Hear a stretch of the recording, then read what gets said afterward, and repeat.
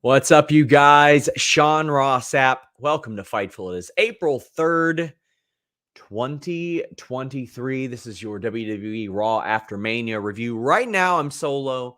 Denise is expecting to be home in about a half an hour. We'll get her thoughts on some of this show then, but my God, this was not a good Raw After Mania. It wasn't up to par.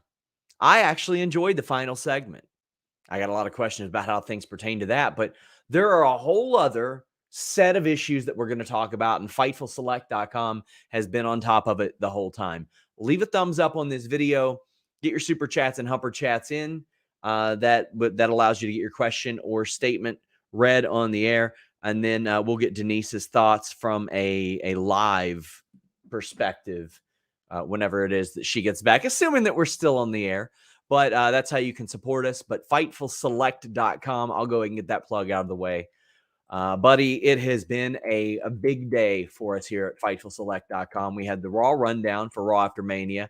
We had changes even before Raw went on the air. We told you what happened with Bayley. We're going to reveal some of that here on this post show. We had details on the employee and talent meetings at FightfulSelect.com. We had the Andre the Giant Battle Royal producers, SmackDown backstage info.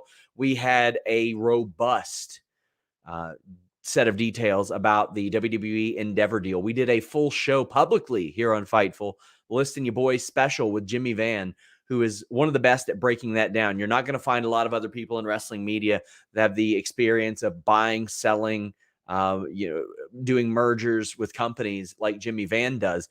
But in addition to that, we had a ton of WrestleMania weekend news. We revealed that grizzled young vets asked for their release. In the wee hours of the morning, we revealed that Bad Bunny was set for Raw. There is just an insane amount of stuff. And then we reported that there were heavy creative changes to this show. Originally, this show was supposed to feature 2 women's triple threat matches to determine a top contender for the Raw Women's title. That was scrapped somewhere in between the 6 p.m. Eastern talent meeting and the 8 p.m. start time. And instead, the tag team top contender match was added, and Elias versus Omos was added. They had revealed that the first hour would be commercial free, and then they had like 3 minutes of wrestling in that first hour. There's an awful lot of stuff posted. People are saying, don't think the Bayley news was posted, can't find it. It is in the ongoing Raw notes. When we post that Raw rundown, we'll post backstage news in there too. Throughout the show, we add stuff to that. We don't just walk away from that post. We keep adding to that. Vince McMahon was backstage. There were changes made. And let me tell you, there is going to be a report on FightfulSelect.com tomorrow about some of the issues that talent had with the way that things are going tonight. I want to thank our moderator, Luis, for being here. Adelaida Chamberlain, thank you for becoming a Fightful member. Please leave a thumbs up on this video if you can. It lets the people find us. If you leave a super chat, humper chat, our moderator will get to it. And here we go. We got Spencer saying, I need your honest opinion. Is Vince fully back? I think next week will be a really big indicator. I think 2 weeks from now will be a really big indicator. Are we going to start to see the same stuff over? But this was the big thing. All the last minute changes. It was rough. There were some talent that were very frustrated there. People are saying, so where's Bray? He's ill, just like we reported a month ago. Man sidelined. He's out of action. That's it. There's not that much more to it. It's not because Vince is around, at least according to his people. But let's go ahead and get into this show. WWR official says, survive the invasion, Reign of Terror, Super Cena, Bork Laser, and the Dark Ages of 2019. But last night and tonight have literally broken me. Vince is obviously back, and I am 100% done with WWE. I wonder how many people are feeling like that after the way this went. Now, if you just watch this show completely separately of what you might have known online, well, then maybe you wouldn't have noticed, because you wouldn't have known that Bayley was pulled at the last moment. You wouldn't have known that there was a series of triple threat matches that were canceled in favor of the tag team match. You wouldn't have known that Omos versus Elias. Here you go. By the way, I'll review that match real quick. Omos faced Elias. He whipped Elias's ass. That's a wrap. There's the review of that match. They're heating up Omos again after he got beat by Lesnar, which I'm completely fine with. But before this match, he wasn't on the show for a very long time. He wasn't wrestling. So now all of a sudden, after he loses, you're heating him back up? Okay, all right, fine then.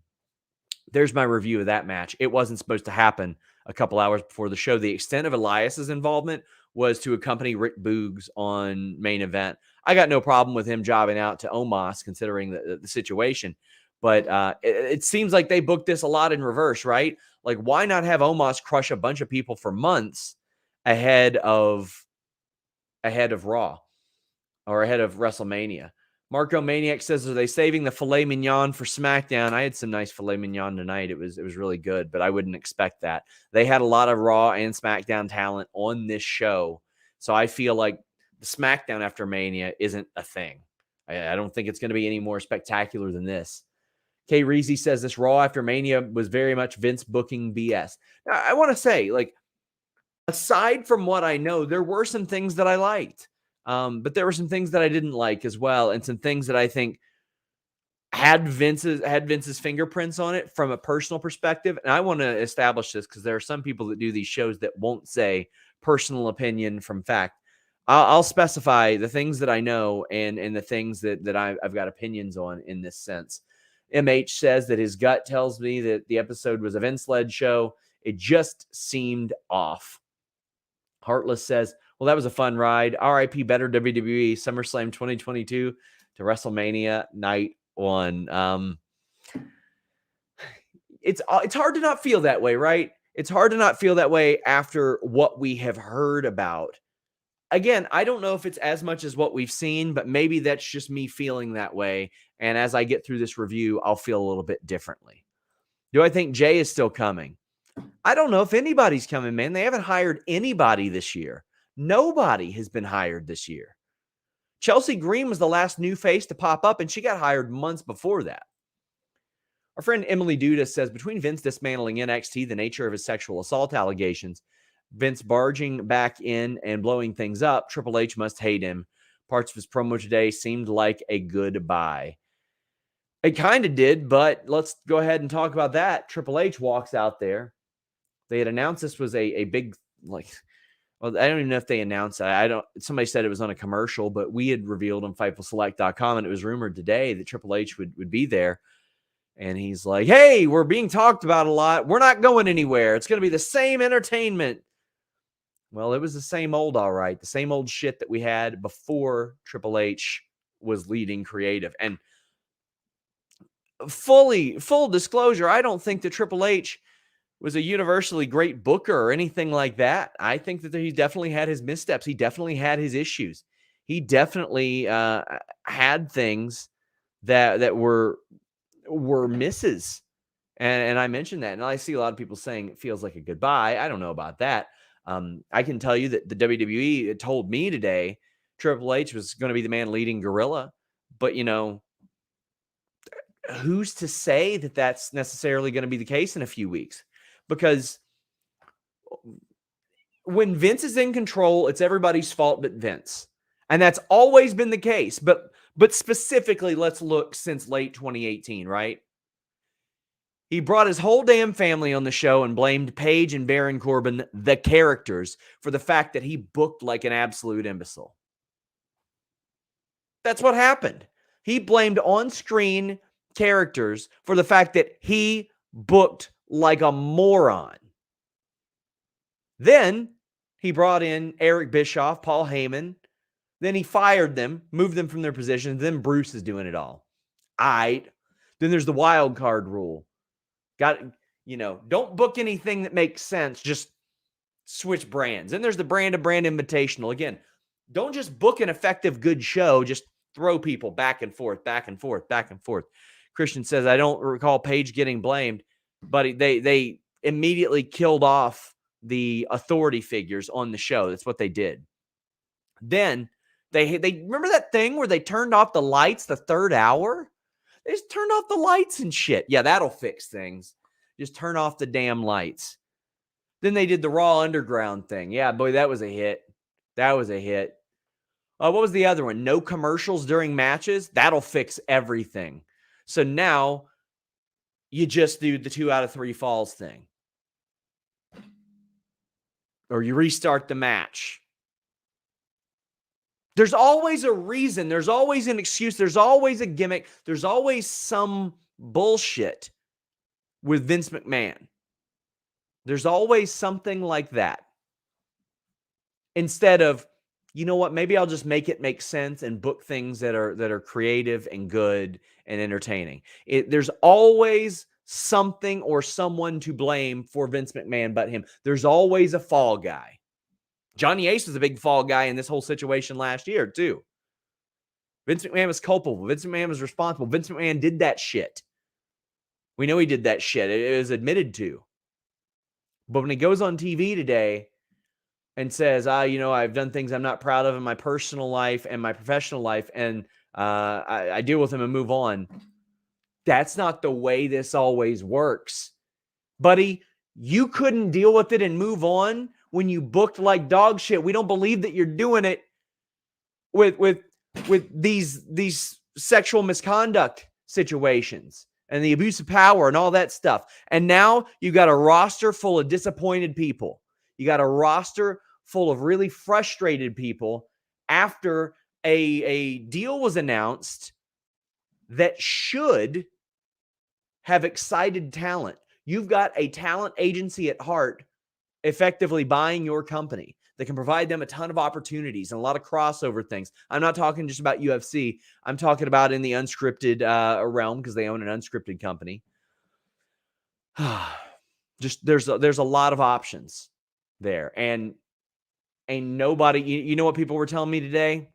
I don't know, man. I don't know how I feel. Just kind of disappointed that Vince is around. I got to deal with that. And it's not universal. There's some people that liked working with Vince, but I haven't heard from anybody. I haven't heard from anybody that is creatively satisfied that Vince is coming back. We're going to have a lot more on that on FightfulSelect.com on Tuesday. But let's get through these super chats. Jaden says this one's for Fightful's great staff and the mods. Somebody's saying I'm vamping to kill time till Salcedo. I don't give a shit if Denise shows up here. I'm frustrated by this, man. I'm frustrated by this. I had this line from WWE, and I'm sure it was wishful thinking. I mean, Nick Khan voted against Vince McMahon on the board. He didn't want Vince back. So, there were a lot of people in WWE that were saying for months, he ain't coming back. And then I posted that story last month, and I had these weirdos that are like, oh, you're fear-mongering. You're going off one single source. Nah, Playboy. A lot of wrestlers were seeing the fingerprints of Vince McMahon on this show. And people would keep asking, is he fully back? Is he fully back? No, I don't think he was fully back. And for the reasons I highlighted. But his fingerprints were all over it. Certain people off the show. Hey, where were all those rehires on WrestleMania? Where have all those rehires been? You see Candace on the show much? You see Johnny on the show much? Do you see the Good Brothers on the show at all? Do you see Killer Cross and Scarlett almost at all? Do you see Emma almost at all? Also, R.I.P. Bushwhacker Butch. I just want to say that. Love to his family, his friends, his fans. I had the great pleasure of interviewing the Bushwhackers. I believe it was a year or two ago. They contributed to my Inside the Royal Rumble piece. They were an absolute blast, and Bushwhacker Luke is still wrestling. But I want to send my love to Bushwhacker Butch because WWE didn't tonight, which was very disappointing as well. But I want to send my love to his family because that's horrific. And for those of you who don't know the Bushwhackers, first off, go back and see them. They were fun. They were lovely. But also go back and look at the Sheep Herders, my dudes. Go back to the 80s and look at, I think it was Sheep Herders and the Fantastics and the Crockett Cup. Ooh, boy, get the hose there. because you see the bushwhackers out there licking sons of bitches. Well, they were very, very violent men back then as the sheep herders. Godspeed, Bushwhacker Butch. Sending my love to Bushwhacker Luke as well. Shaq Fu Guru says Vince might bring back the Cuck storylines. And Pavement Cut Your Hair says, what moves would you make now if you were TK? Try to repair the relationship between CM Punk and the roster. Those are the only moves that I would make. Zep Z says, hey, SRS about to sub to Select. Well, thank you so much. Chance of Jay to WWE. I still think there's still a very good chance that Jay White heads to WWE. Al Grug says, you're already getting $5 a month, but that Vince Truth Bomb deserves another $5. It's like, Effie, I did an interview with Effie, and he's like, man, he had a few good ideas 20 years ago, and he's been coasting on it ever since. He was a very successful businessman. Very successful businessman. But why the hell is this guy back? Why is he back? I want to thank Muhammad El Minway. He says, sorry, so if this is already planned, Cody not winning, don't you think it would have made sense if this Brock versus Cody would have taken place at Mania and let Sammy finish his story or at least try? Muhammad, I don't disagree with that.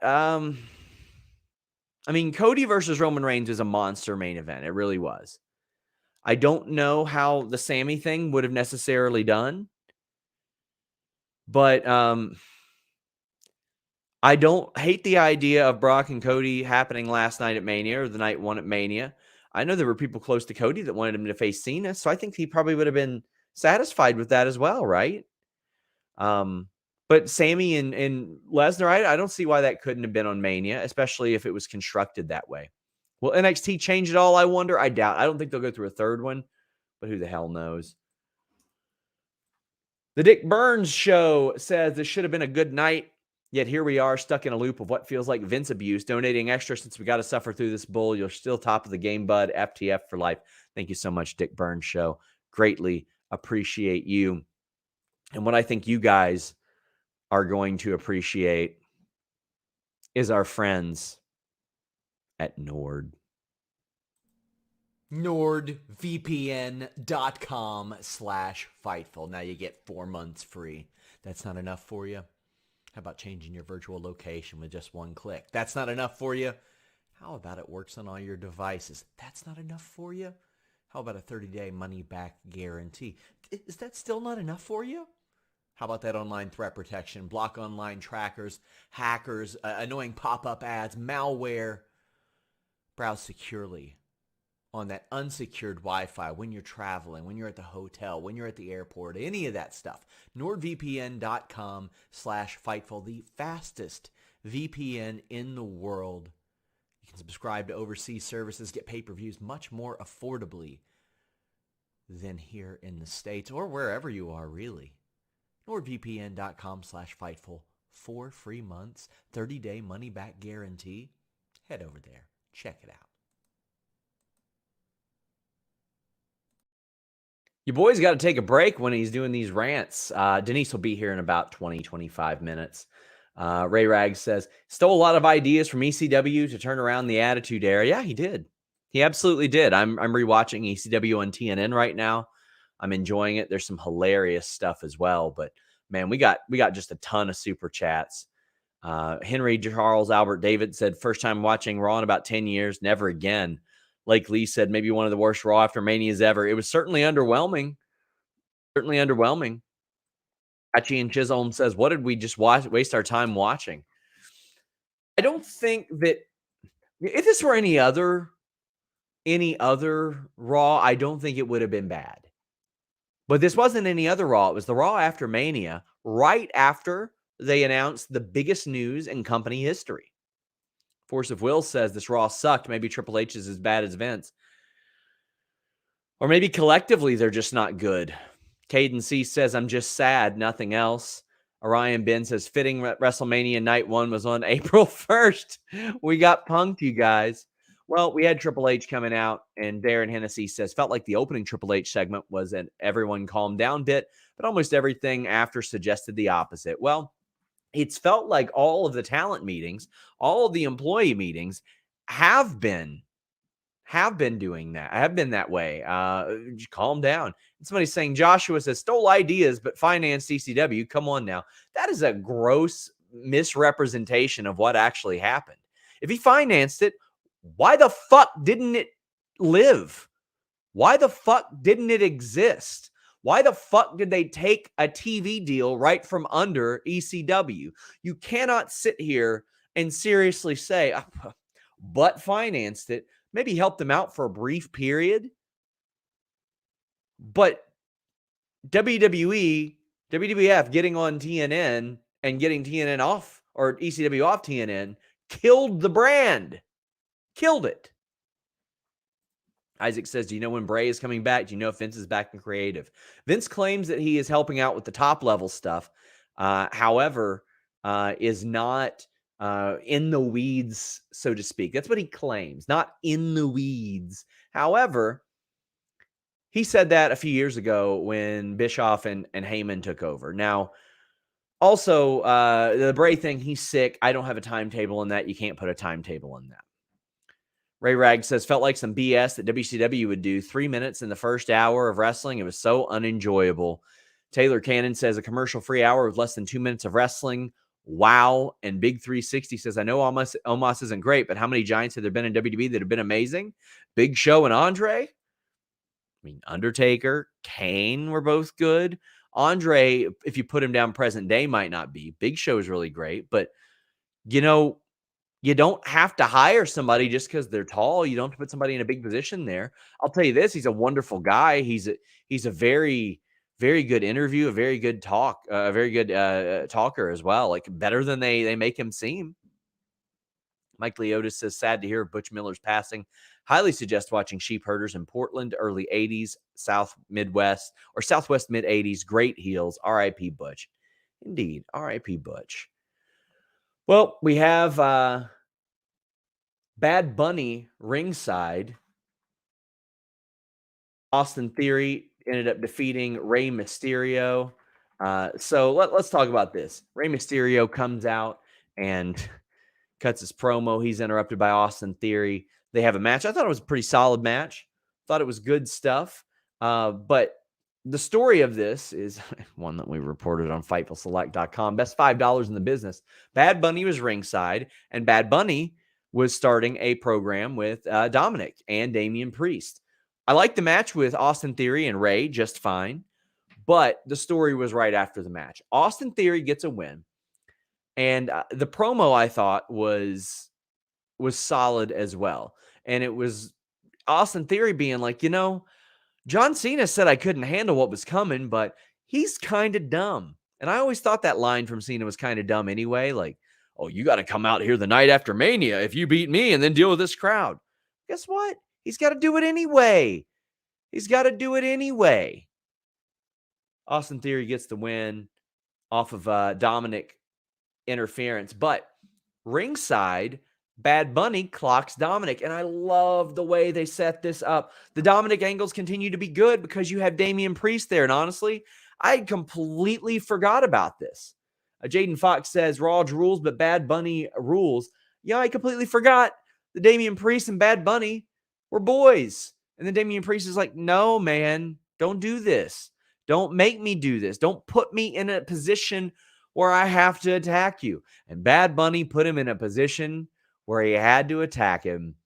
And boy, this is a top music artist on the planet taking insane bumps through a table, bro. That choke slam was filthy.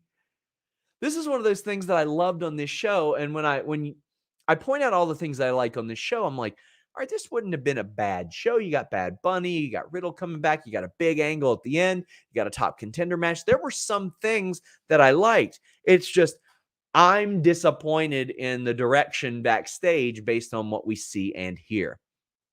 Bad Bunny killed it. Damian Priest killed it.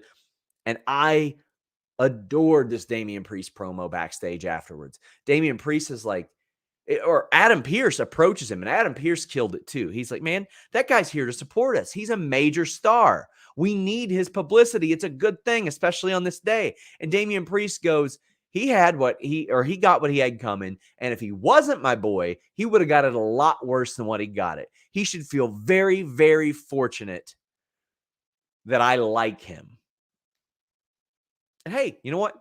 I can relate. When I eventually beat up Shaza McKenzie, I'm not going to beat her up that bad because I like her. She's my friend. I can relate to you, Damian Priest. I'm with you. I'm with you, my friend. Understand. Oh, man, we got a monster super chat right here from our friend Mediocre Pixels. Thank you so much for that. Mediocre Pixels, if you have something that you want me to promote, please hit me or Luis up. Let me know so I can promote it because this is a monster super chat. Thank you so much. First non-PLE show I've watched in years, trying to find one positive. I laughed a lot, I guess. Probably not for the right reasons. Thanks to you and everyone at Fightful for everything you do. I wish I had some more to address here, but I mean, there's a lot of people that gave WWE a chance this weekend and today, and they were turned off by what they saw and didn't like what they saw. And that's disheartening, because what do you see so much from people that don't like indies or AEW? You constantly see the complaint. How can they grow from this? How can they grow from this? And you're getting people that are actively saying, well, I'm going to turn this show off because. Parker Hines says, I really think Bad Bunny fans are legit pissed. Bad Bunny fans are very passionate. My friend Demon Diva, certainly one of them. How's she going to cope with that? I don't know. Probably not well. Mr. Acosta says, Bad Bunny is headlining Coachella in 2 weeks. Amazing. I've grown to really like Bad Bunny. I did not know who Bad Bunny is or was or anything like that before his WWE announcement. And guess what I did? Tap that Google machine, made it work, and there we were. And I realized he is a major goddamn star. Oh boy, so many super chats. Ray Rags says Vince stole ECW ideas and wrestlers, but he didn't steal the Dudley Boys and Taz. Or didn't he steal them right as it happened? Heyman said something about it in the rise and fall of ECW. Talent is a completely different thing. I do not agree that there is stealing talent unless they have a contract. If they got offered more money and a better deal, like for example, I'll never say somebody poaches someone from Fightful. If they offer them more money and a better deal, they got them there. I'm okay with that. But I'm watching that ECW on TNN rewatch, and they lost Raven, Lance Storm, Mike Awesome, a lot of people within a year. Alex says, really need Endeavor to vote out Vince ASAP after the merger is official, pay his severance, and show him out the door. Well, as we talked about today, as we talked about today on Listen You Boys special, there was definitely a contract an employment contract that was there, and it was Vince protecting himself, I think. Stephen DeBell says, let's talk about the Hell in a Cell stoppage. There's not much to talk about. He got cut on the head, Finn Balor did, and they felt like they needed to stop it. We're getting through these super chats because there's a lot that aren't even about Raw. Like, y'all don't want to talk about Raw that much. Tracy says, going to be a bloodbath when the merger's official. Hey, what I don't want are these things that are like, oh, a lot of people going to get fired. I'm not trying to tap dance on somebody's grave or like write somebody's death certificate before that happens, man. These are people with jobs and livelihoods. And that's the worst part of this reporting game is hearing about that. Lake Lee says, with Vince back, do you expect more talent to ask for their releases?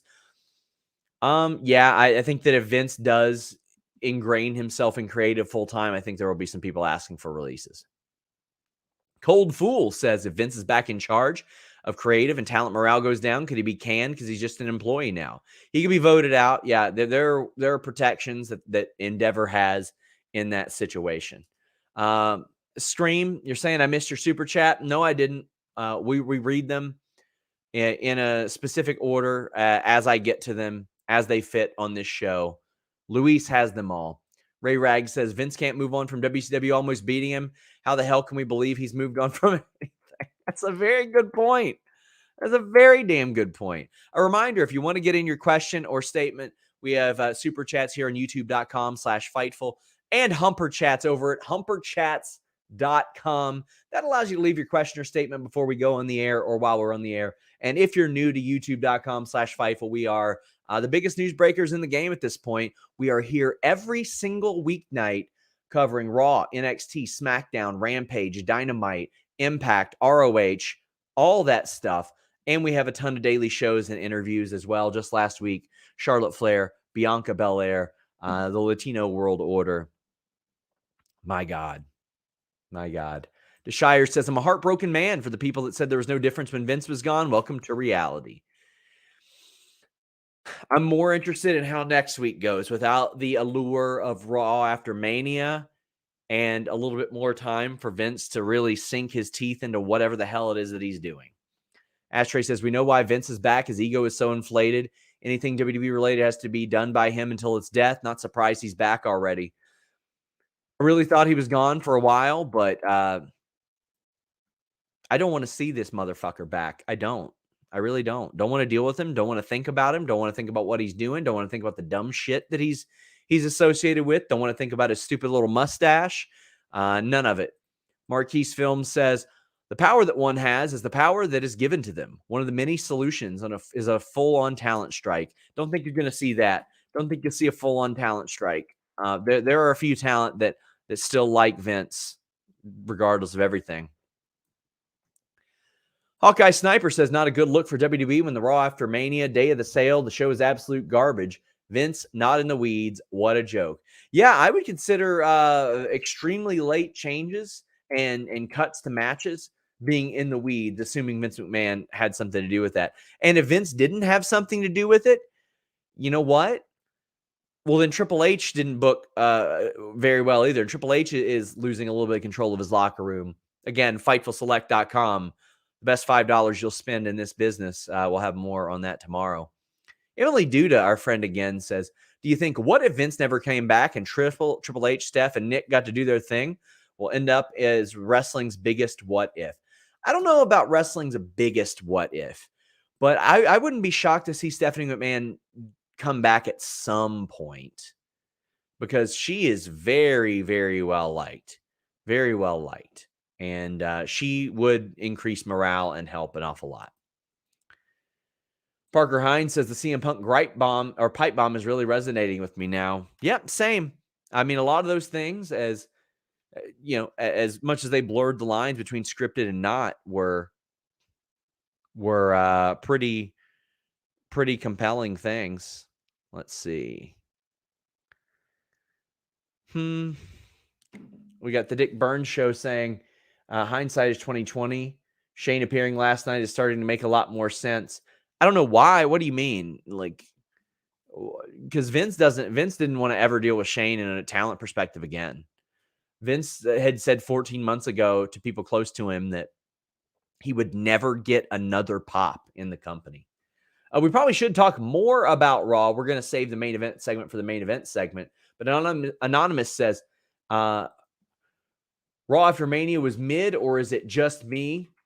Can't explain, but the Smiling Austin theory looks like the best Wyatt's Fiend mask. I guess. But it wasn't great. Wasn't great. Kevin Owens and Sami Zayn coming out, and they are pumped up. This was supposed to be a tag title match. They made a challenge. Street Profits answered. They were excited about it. This was supposed to be a tag title match, as reported on FightfulSelect.com, but I wish Kevin Owens and Sami Zayn would have been like, I know they didn't promise you a tag title match, but we're going to give you a tag title match because you earned it on night one. You had a banger of a match. Tag team wrestling stole the show on that night. That's what I would like to see. I would have loved to have seen that. But what we did see was a phenomenal tag team match. Kevin Owens and Sami Zayn defeat the Street Profits.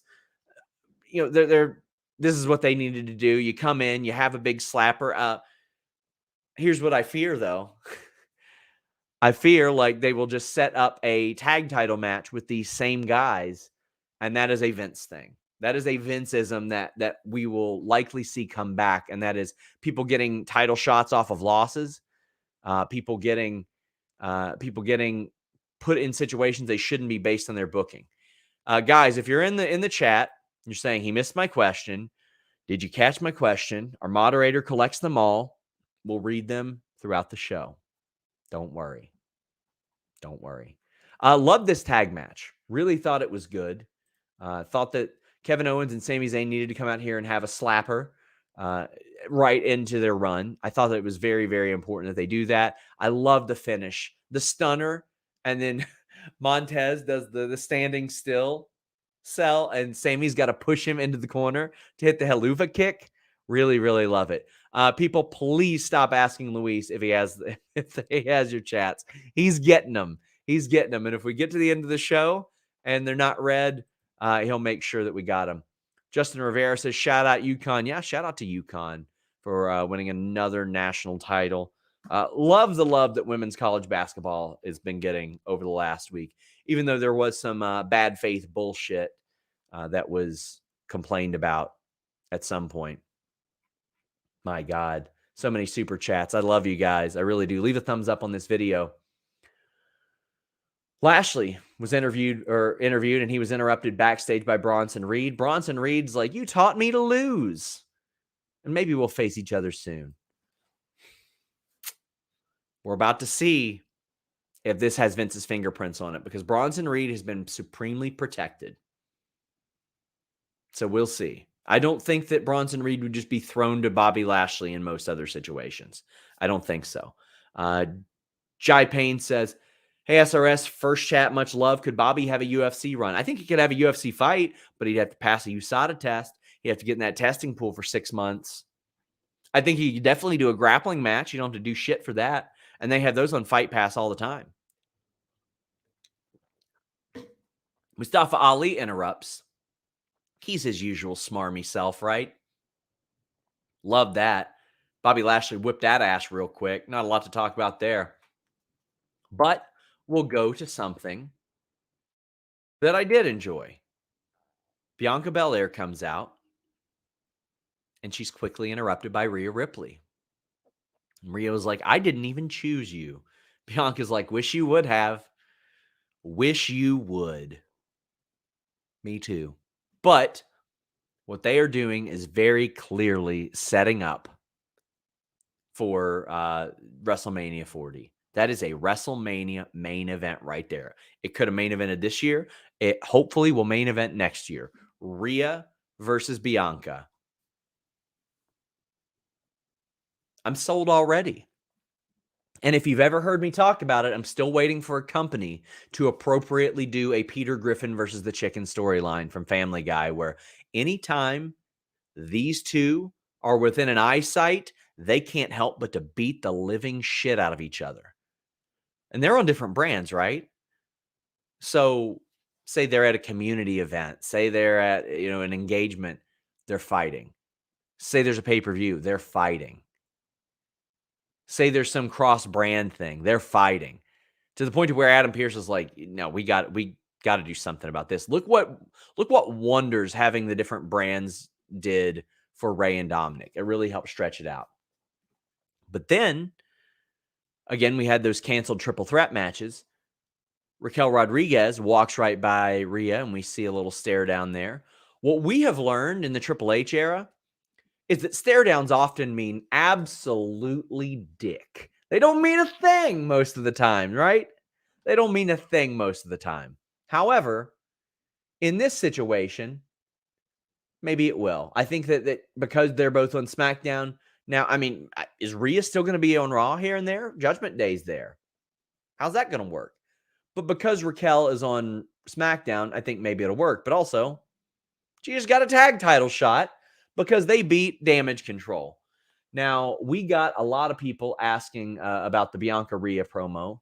K775 says, it's in bad shape besides Rhea and Bianca. I disagree with that. I think it's booked badly.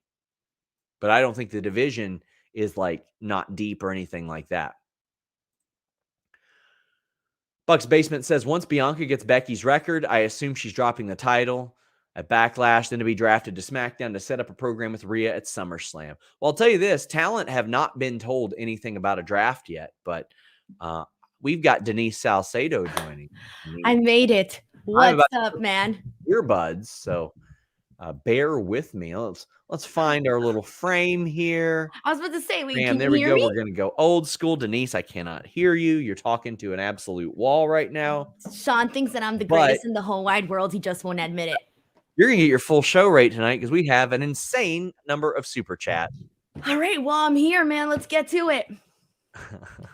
I got here as fast as I possibly could, by the way. I got out of the building right the second the show ended. Once I saw the graphic up on the screen, I left and I was, pushed by the wind over here. Got out of the parking lot fast, even though I got stuck going up and down some stairs. And then it took me 23 minutes to get back from crypto.com to my house. And I literally rolled in and got right here, man. So I'm Shane McMahon right now. I'm a little gassed right now. I appreciate you showing up. I appreciate you being able to make it. I mean, we've got an insane number of viewers. We got an insane number of chats right now. We're talking about the Rhea Bianca thing and the tag match there. I liked this tag team match better than the women's showcase tag team match that we saw. But Denise, I don't know if you know this. You were supposed to see significantly different matches. There was going to be 2 triple threat matches that would lead to a tournament for a top contendership of the Raw Women's title. Between the talent meeting and Raw, they scrapped it. Not only that, don't know. Vince is there though. Do you think he was booking today's show from the looks of it? Yeah, I do. I think he was changing shit. That's how I think. Do I know for sure? No. Also, people asking about Bayley. I'll go ahead and address that. Dewey Seinfeld says, any idea why Bayley wasn't there? Do you know what happened to Bayley? She wasn't on Raw. Draymond says, no mention of Bayley, even though she was on the Titantron graphic. Is she getting the Sasha treatment for walking out? Is DC done? Scream says, Bayley didn't come out with damage control and was never mentioned on the broadcast. Is she actually on her way out the door getting the Sasha treatment? No, she was there. She was ready to go. She was supposed to be out there with damage control, and they cut it at the last minute. Just because. Don't know why. No idea why, but FightfulSelect.com, the best $5 in the business, reported that. Denise, are you shocked to learn about these changes? And does this scream Vince McMahon to you? Because I'll tell you one thing I haven't reported since August. This shit. So, Sean, as a person, I got to Raw and I was very excited because they gave really good seats to the media, 5th row. And I was so excited because I knew that, they had said that Triple H was going to be opening the show and he had this announcement. And I'm thinking, oh my God, I got to get there. I'm so excited. I get there and I felt that people wanted to be surprised. I felt that people wanted a big show.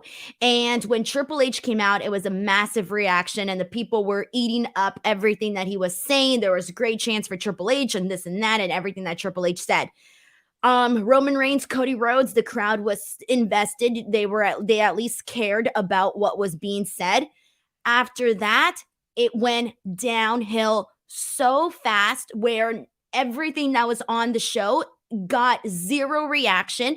I think Austin Theory, Rey Mysterio was kind of like the beginning of the end for the rest of the show because nobody cared about anything that was happening. It was silent in there to the point where I was looking around and I was thinking, I think we just gave up. We just gave up on the show.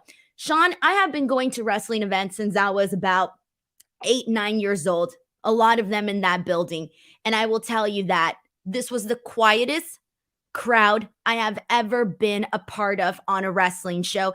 And I don't want to blame the crowd on this one because I think a lot of it had to do with the material that we were getting on the show. Because if it was, the people wouldn't have been excited about the Triple H thing. People wouldn't have been excited about the confrontation between Cody and Roman Reigns. People were looking forward to the main event. And I will tell you, when that main event ended and Cody Rhodes was laying out there, Sean, everybody was still standing there. Nobody was moving. And I'm thinking, y'all, the show's over. Like, this is legitimately the ending. And I think people were standing there waiting for more, not realizing the show had ended. And the only reason I knew the show had ended was because I had seen the graphic up at the end, the closing graphic that says the show had ended. So I am very surprised by those changes because because I really did think that this was going to be a special Raw. That was part of the reason why I went. A lot of the previous Raw After Manias have not been great, and I stopped going for years.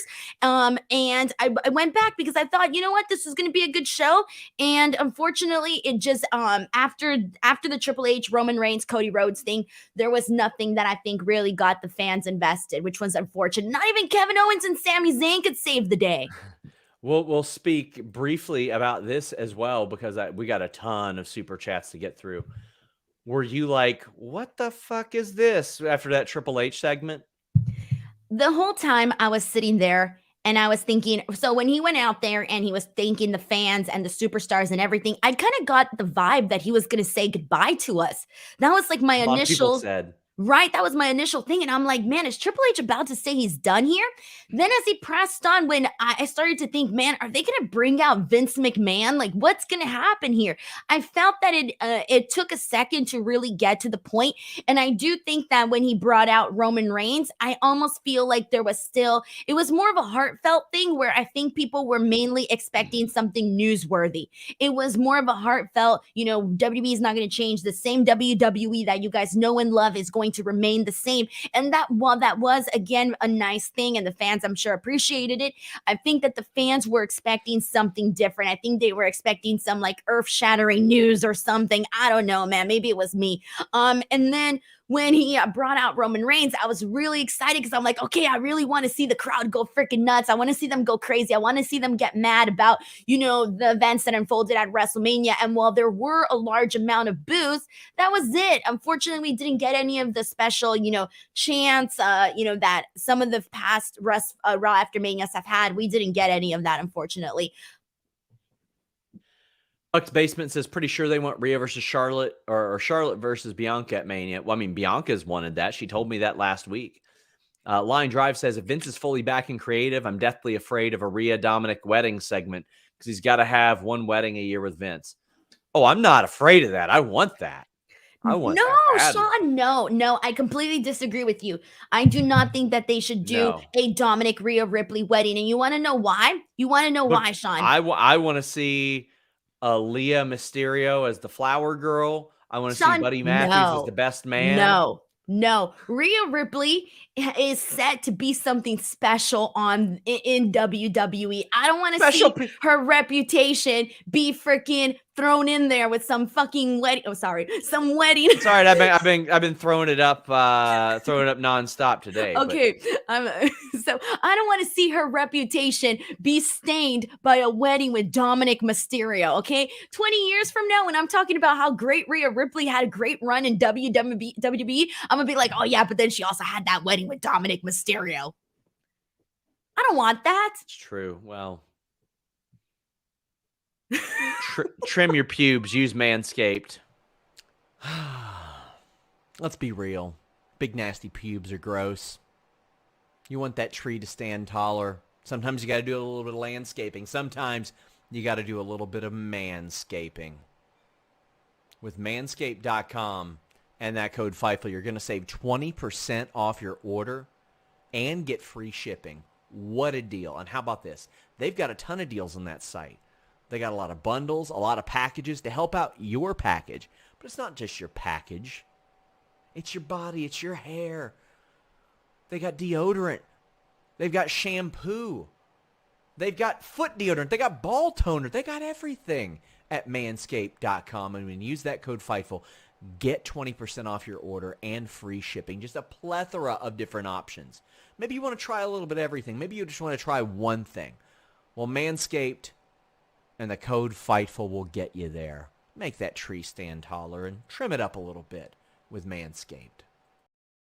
We have so many super chats. Stephen DeBell says, is the Rousey not wanting to fight Becky the reason they're not the number one contenders? And they had that tag match. I don't know what happened there. I know Becky Lynch was less than heartbroken when that match was no longer the one that was on the table. Didn't seem to mind that at all, but I don't think that they are exactly aching to work together. Jared says, sad the ladies triple threats were pulled, but I'm all about women's tag titles getting shine and attention. Now we just need actual teams. Yeah, so, I mean, my frustration isn't with the match they did. I liked the match. I thought it was better than the women's showcase last night. It wasn't the tag team division. That's not it. It's just that I know that there was something else planned. It got scrapped right before the show, and there were a lot of changes. It has nothing to do with what we saw and everything about what we know that these changes happen. The crowd was really dead for this, by the way. Nobody was paying attention. This was during the beach ball time. They had a beach ball going around. The guy next to me got hit in the back of the head with one, and everybody started chanting asshole to the security guard for taking it away. And that legitimately got like one of the biggest reactions during the show. Unfortunately, nobody was paying attention, or maybe they were paying attention, but they weren't reacting rather to what they were seeing with this match, which was kind of unfortunate. We have got more super chats. Sean Garner says, do Liv and Raquel win the titles next week? And who does Cody face next? I actually wouldn't be surprised to see Liv and Raquel win those titles and see a Trish turn. We saw Becky, Lita, Trish talking backstage. Lita sporting a shiner there, Denise. Yeah, she was. She definitely was. And Becky was looking a little bit, I don't know, I was kind of reading those facial expressions from Becky Lynch. She didn't look too happy. I know. I mean, I wouldn't be happy if I were backstage at the show either. But we had a very weird Seth Rollins segment. Dude, I missed that. What happened? Because I left to go get a snack and I heard his music playing, but I never heard anything else. And by the time I got in, you didn't miss anything then. No wonder, because I only heard the song.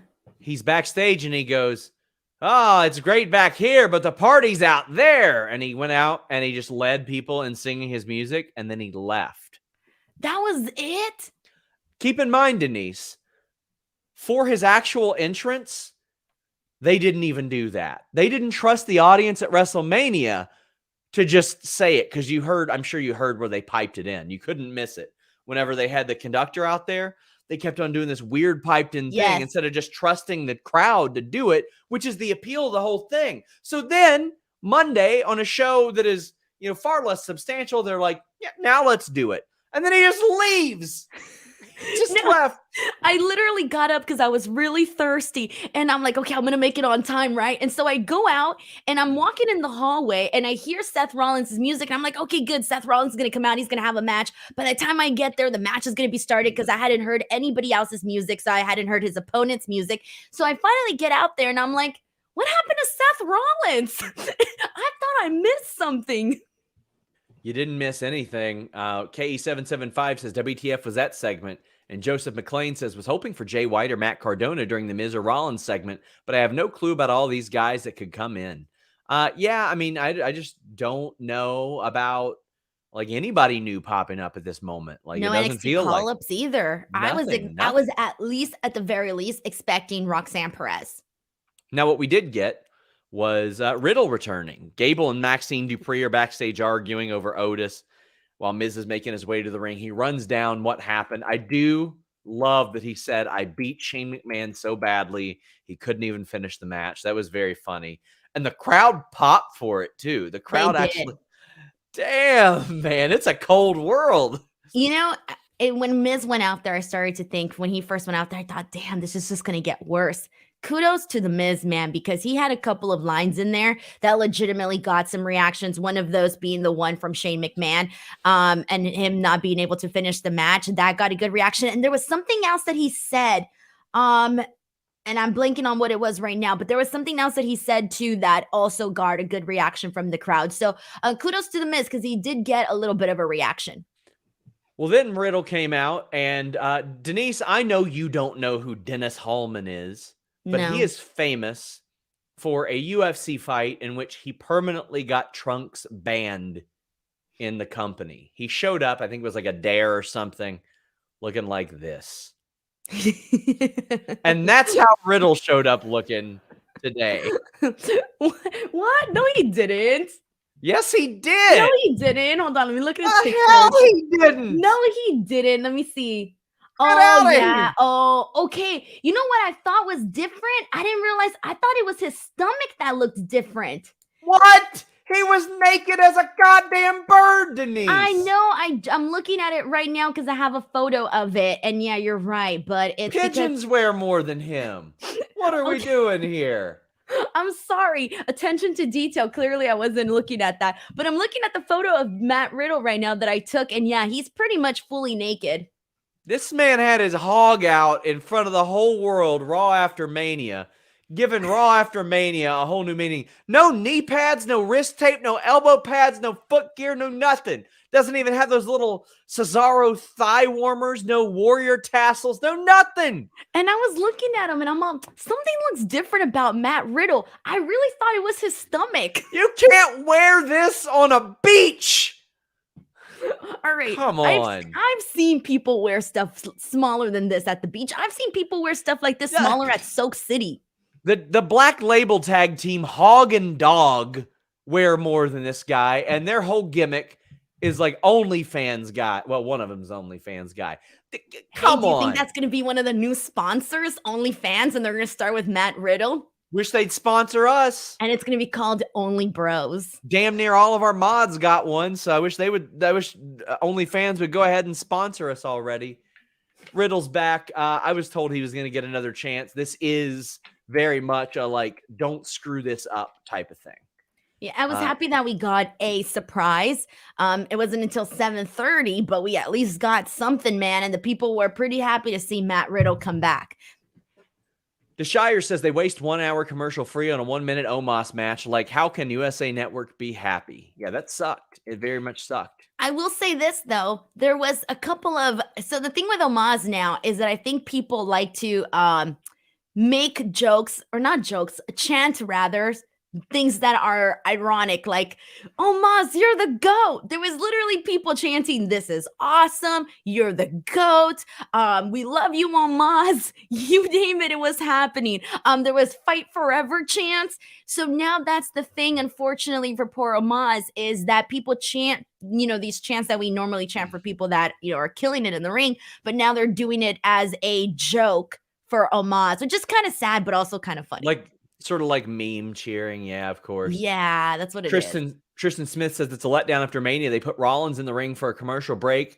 Didn't do anything with him. They should have brought Jay White for him. Yeah, they should have. They should have done a number of different things. You got my hopes up, Sean. I kind of blame you a little bit when you were mentioning your predictions about maybe even seeing Jay White. And that kind of led to my reasonings for wanting to go to the show. It's like, what if something really great happens? Not so lucky. Vert says, if Vince is back, do you think he's punishing Bayley for her going to Wrestle Kingdom to support Mercedes? No, not at all. I don't think they care about that, really.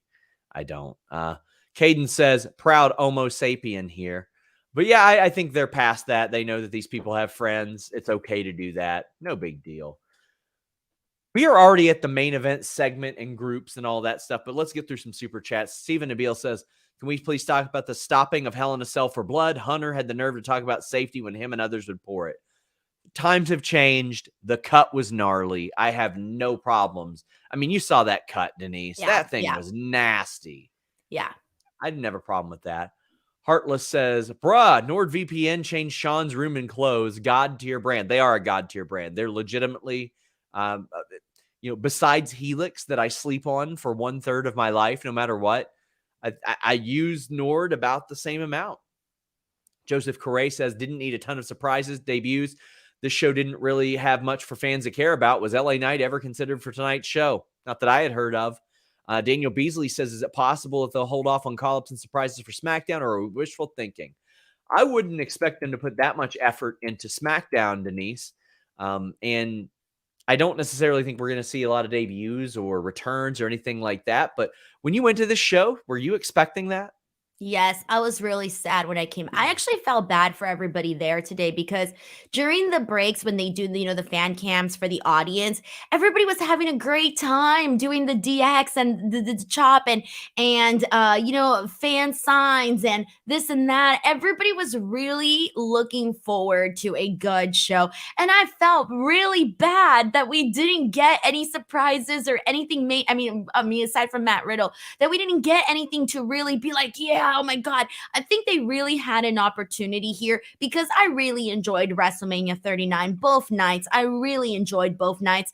And I really did think that they had an opportunity here to kind of bring back that prestige, or rather the excitement that the Raw After Mania shows used to have. Because again, it's been a while. The shows haven't been too hot for Raw After Mania, but they really had a real honest to God opportunity here and they didn't take it. It was just like the first, segment of the show was almost like the only thing that was put into the only thing that really had some thought or at least something to grab a hold of there. So on FightfulSelect.com today, I was talking to somebody from Endeavor and they had indicated like, oh, well, in the UFC, talent are allowed to have exclusive content pages like OnlyFans.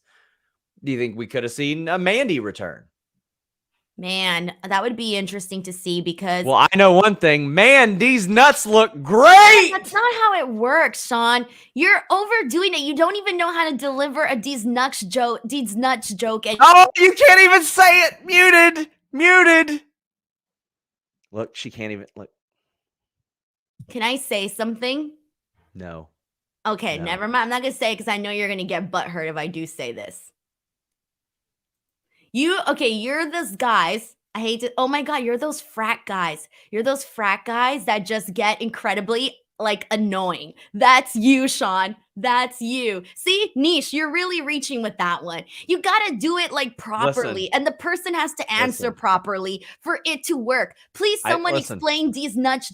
I don't care. I don't care. You know what happens? It doesn't matter if I win by 1 point or 100 points, Denise. All that matters is that I get that win in the standings. I get that W. That's all that matters. It's how I win the game. I don't care if you slip on a banana peel. I don't care. It doesn't matter to me.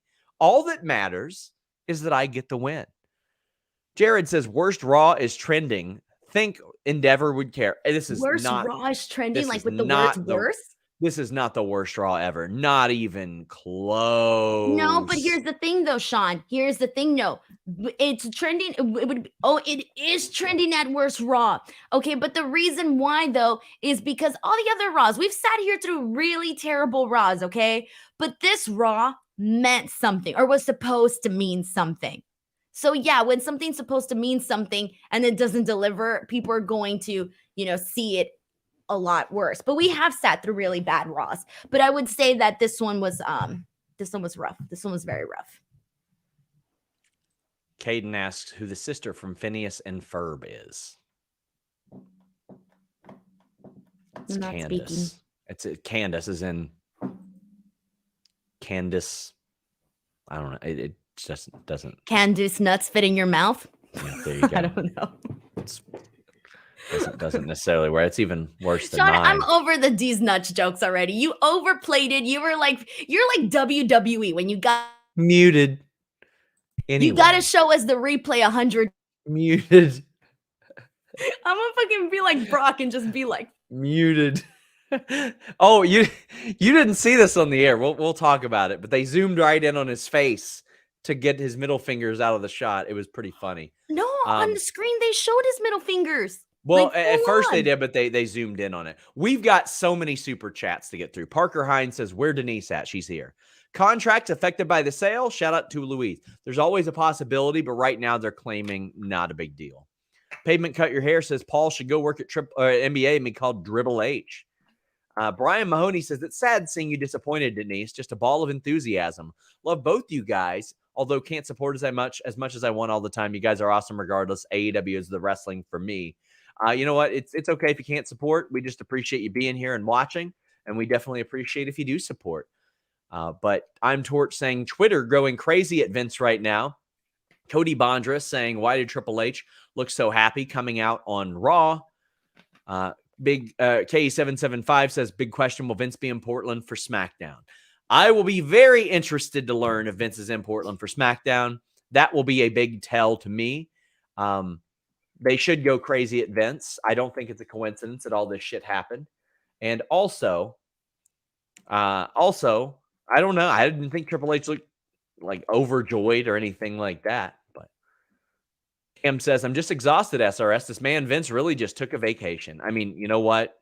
I'd rather have had that than not at all. But We do have some Raw stuff to talk about. Will Rivera says, Denise, Matt Riddle and OnlyFans crossover would be called Bronly Fans. Bronly Fans, that's good. So we kicked off this show with, sort of, Triple H coming out, and then he kicked it to Roman Reigns. He hugged Roman Reigns, which was very interesting. Roman Reigns started to talk that shit, and Cody Rhodes interrupted him, and Cody Rhodes was still massively over, Denise. Massively over. He tries to get a rematch from Roman Reigns. Paul Heyman says, that ain't happening. Not now, not ever. So Cody says, why not a tag team match? You and Solo against me and a partner. And Paul says, sure. But if you lose, you can never challenge for the title again, and it's got to be somebody that wrestled at WrestleMania. So that takes a debut and a return off the table, but it doesn't take Brock Lesnar off the table. And I was legitimately shocked by that. The internal rundown just had question marks listed for it.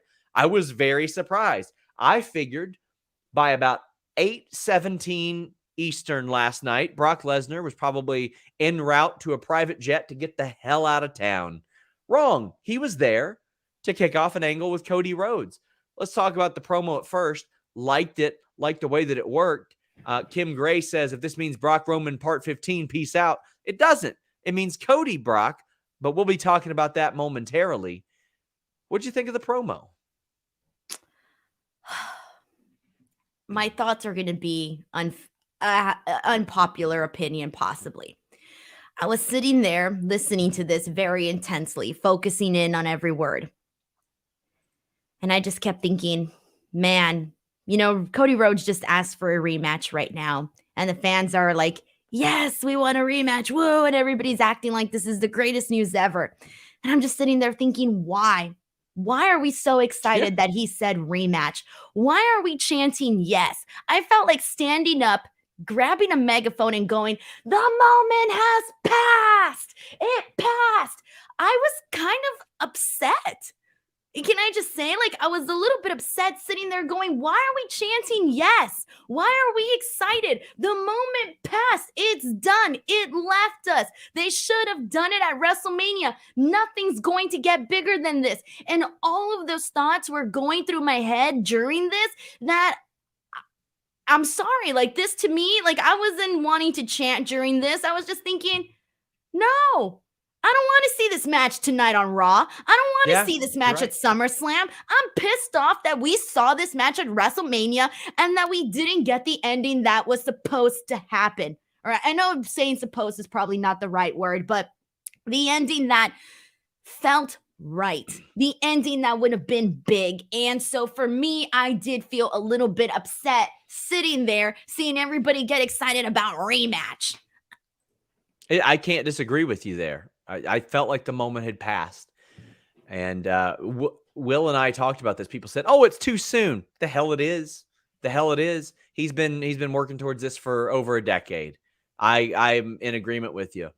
Daniel says, I want Reigns to celebrate, then Wild Thing hits. Well, that ain't going to happen for at least 4.5 years.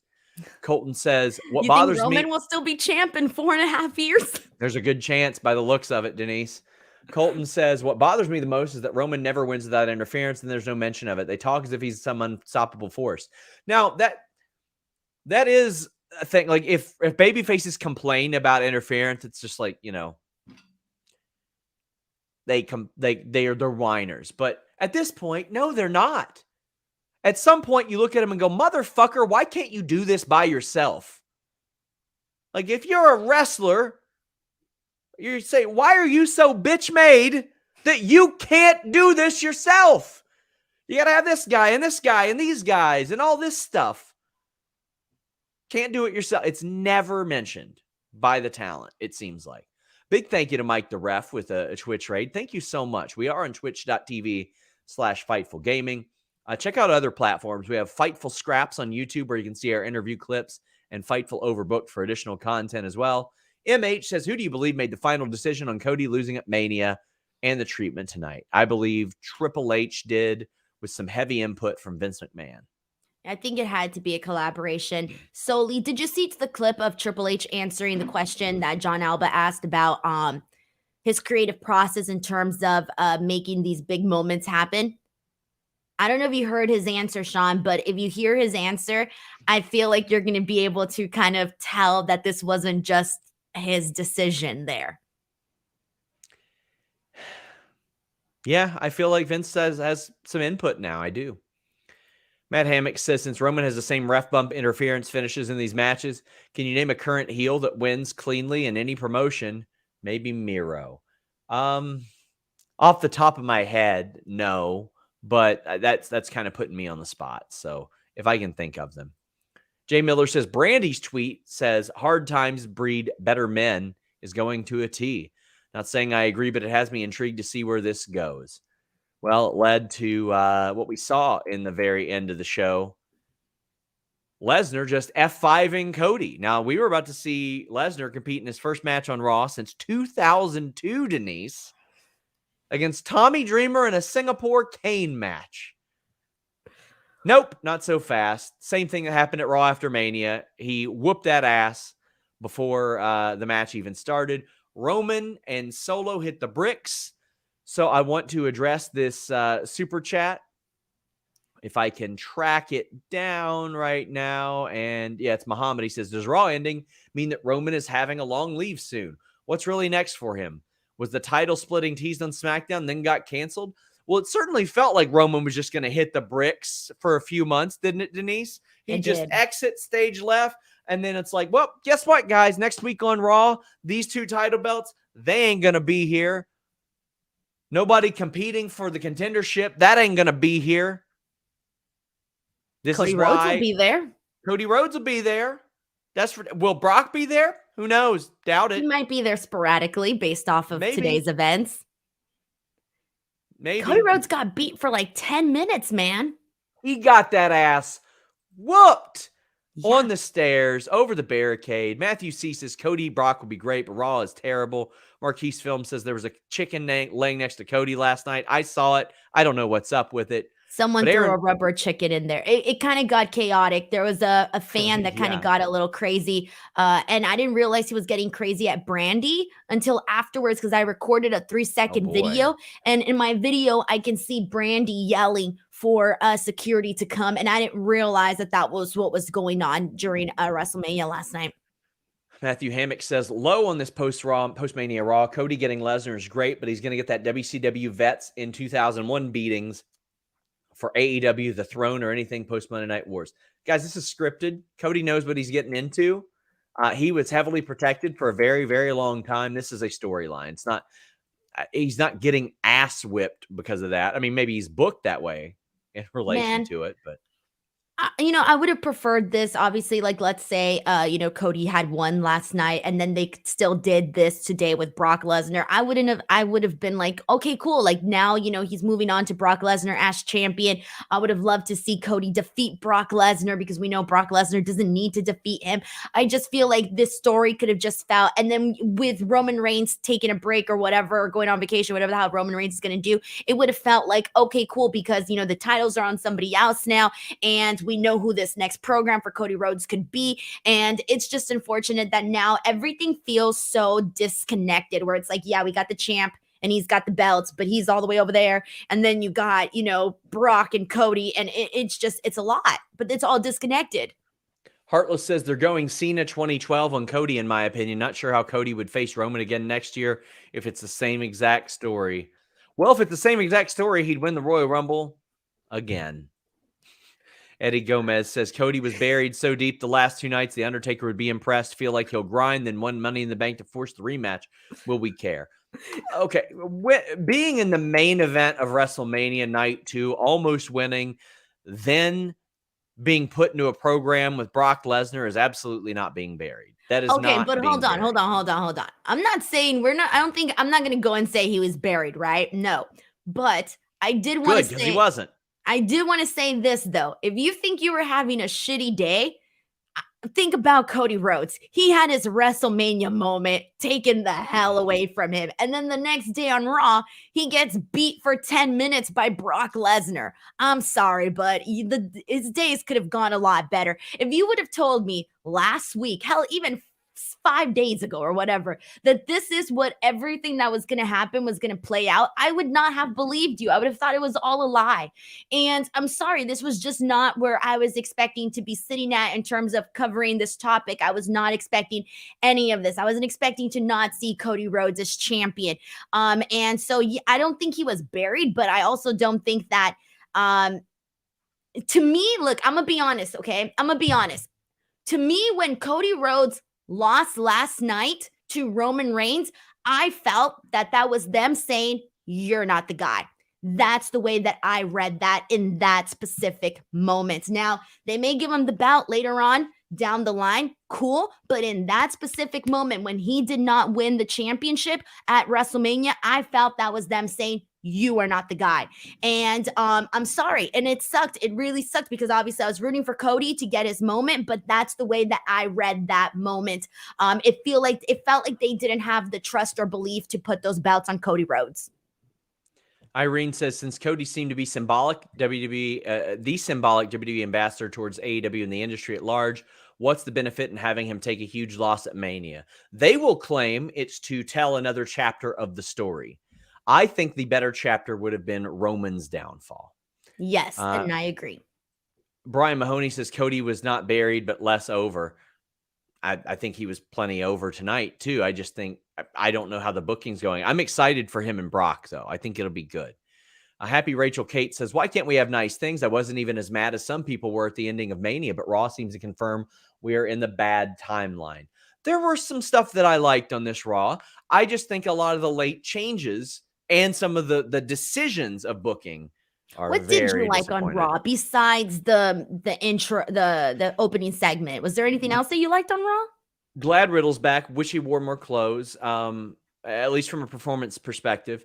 I liked Bianca and Rhea. I enjoyed the tag match and them having the stakes there, the top contender. I liked Street Profits and Owens versus Zayn, or Street Profits against Owens and Zayn, although that should have been for the tag titles. Owens and Zayn should have challenged.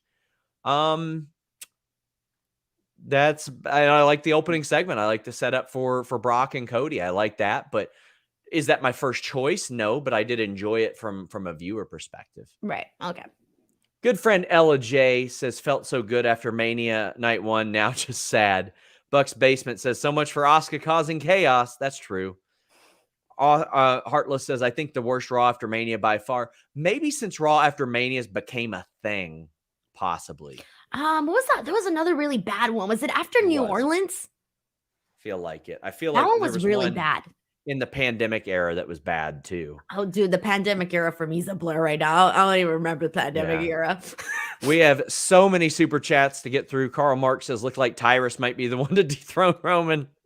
That's a pop. I ain't talking about Tyrus on this podcast now. I've had too much. We've been through enough. Also, Heyman told the Usos to hit the bricks, which was interesting. And he said to Roman, I took care of it, Tribal Chief. There was one thing I didn't like. What? The cowering from Paul Heyman. Yes, my Tribal Chief. I love you, my Tribal Chief. Oh my God, I love that. That was fucking hilarious. This is why I love you, Tribal Chief. Didn't like it. That was hilarious. I disagree. I like that. DBZ said, I like that Heyman lied to the Usos. I do love Heyman lying. That's interesting. I always like that. Ray Rag says, Ray Rag says, I said today I was willing to see the Bloodline story play out, but tonight has made me lose almost all my faith that this will be good. Well, yeah, because we might not see them for a while or Roman for a while. Steven says, what's with the long title reigns? Are we ever going to get decent title changes anytime soon? And title holders should be more active on weekly shows. Here's the frustration is that so many of the long title reigns, Denise, don't have substance in the middle of them. It's yes. Here we go. I want some substance in the middle of it. And, if you want some substance in the middle of somebody else, Bluechew.com and the code Fightful has you covered. It'll give you that hard, erect penis and that main event performance. Denise, yes. What do you like about Bluechew? Oh God, I thought you were going to ask me something else right now. What did you think I was going to ask you? Go ahead. Well, you started with, Denise, what do you like about? And I was like, oh, we're going there. Go ahead. What was I going to ask? What? What was your question? Denise, what do you like about? And then what was I going to say? Sponsored by Bluechew.com. The code Fightful. Get your first shipment free, just $5. I like Bluechew. I love Bluechew. Okay. You probably love that it's got the same active ingredients as Viagra and Cialis, that it can come to your door discreetly, privately, secretly, because it's in a discreet package.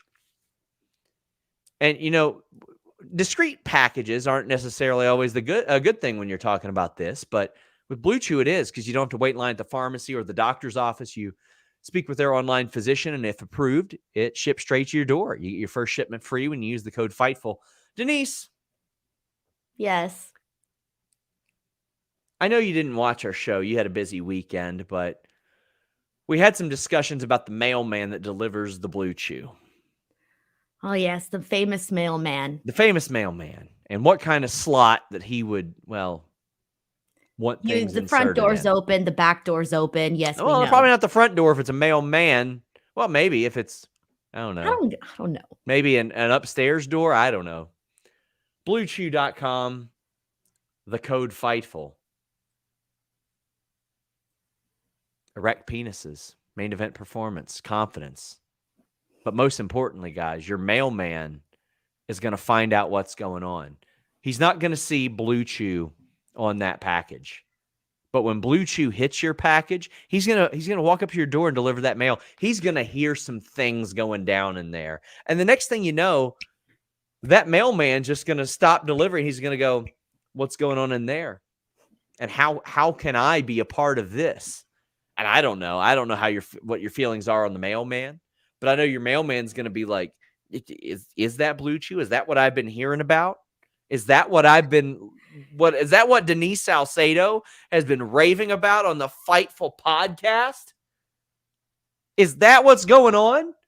Is that what Riddle took before he was out there on the Raw After Mania? Was it Bluechew and the code Fightful? He's going to want in there. It's going to be a party once Mailman finds out. Bluechew.com, code Fightful. Thank you to them for sponsoring this podcast. Does that also include the delivery man? What delivery man? Like pizza?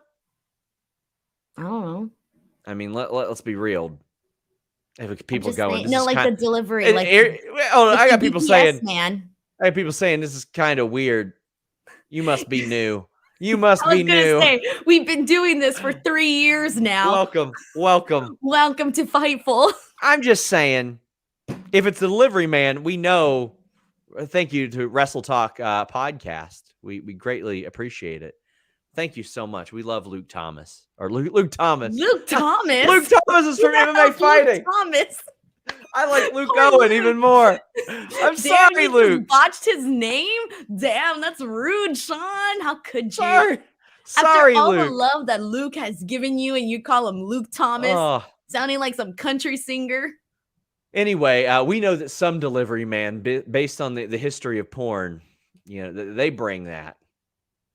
Yeah, sure. Yeah, sure. Yeah, sure. You don't want to know what we're talking about here? No, what are we talking about? So what? You watch delivery man porn, so you already know all about it? That's why you're not asking any questions? I ain't watching delivery man porn. Huh. No, bro, that ain't going to work for me.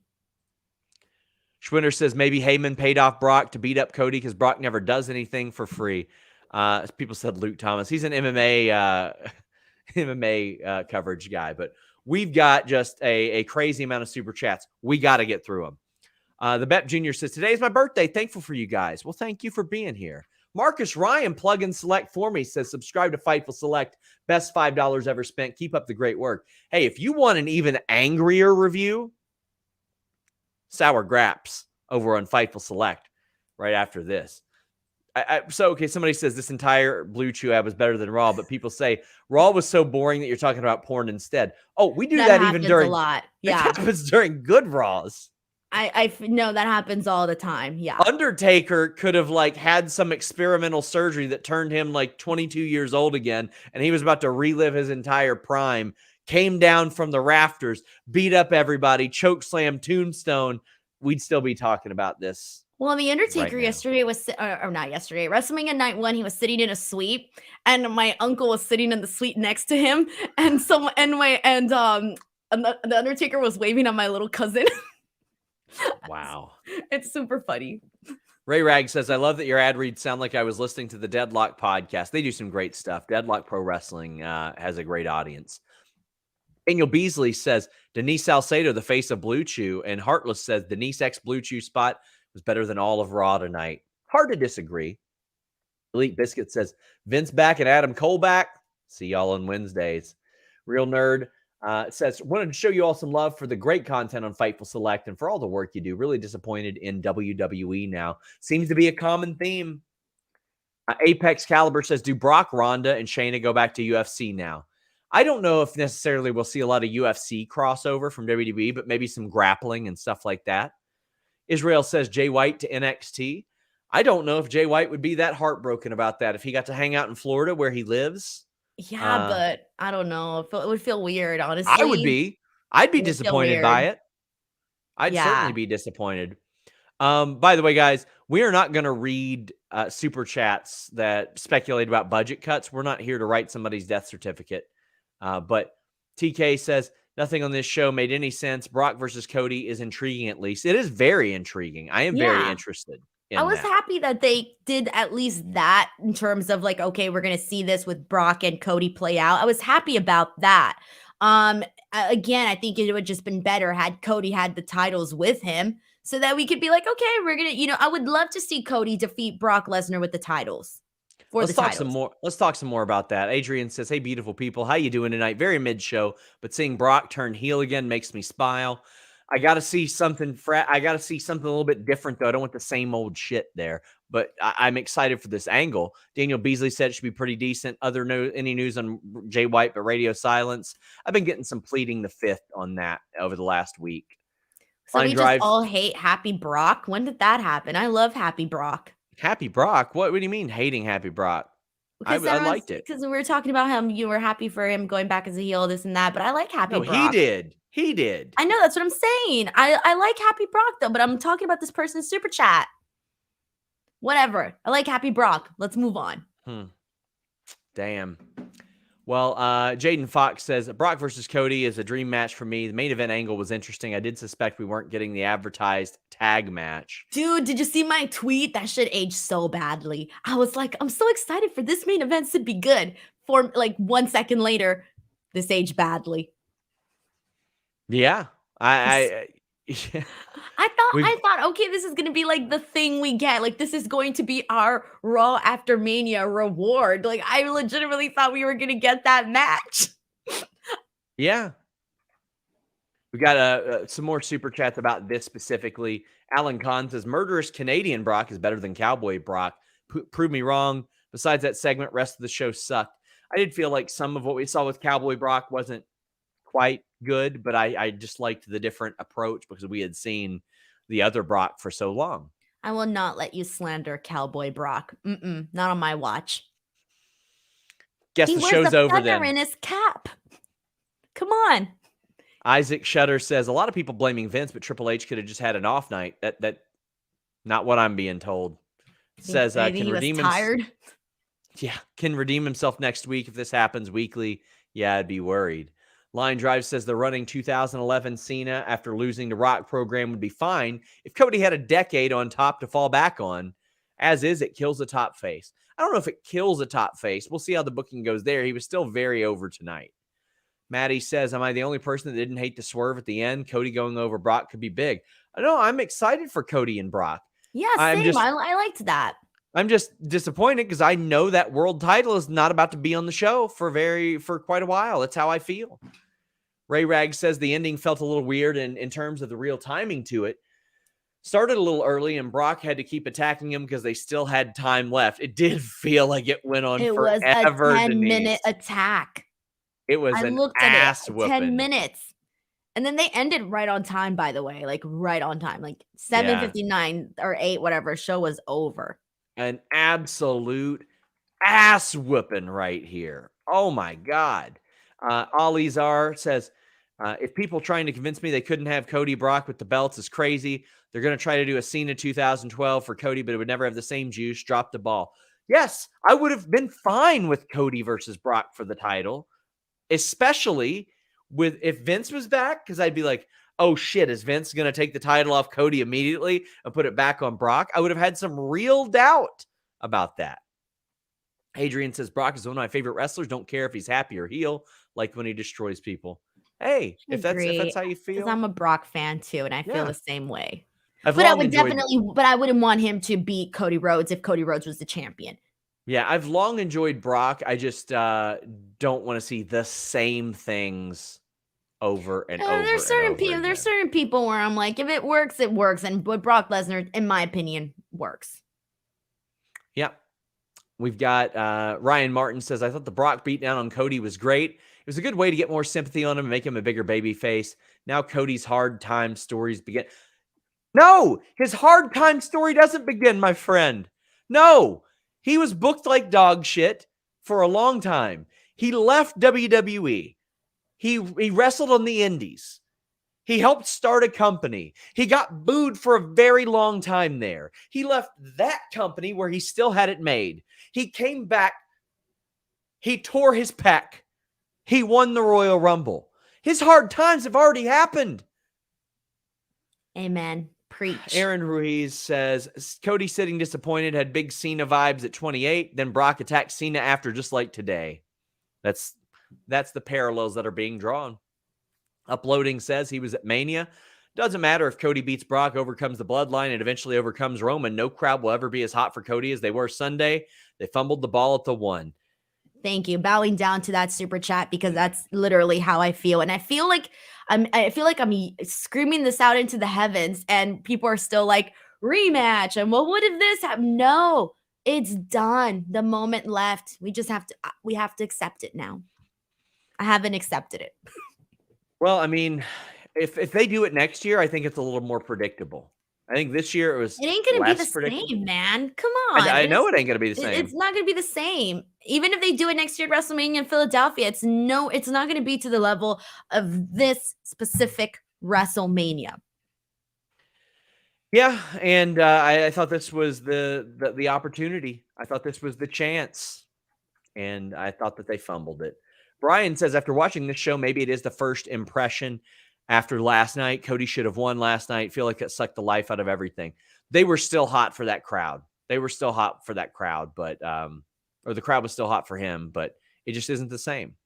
Our friend Hunter Tillman, thank you so much for the generous super chat, said, glad to come back and show you guys Fightful some love after being away for a bit. Don't really know what to expect after this. Wasn't expecting that Cody beat down from Brock. What was the point?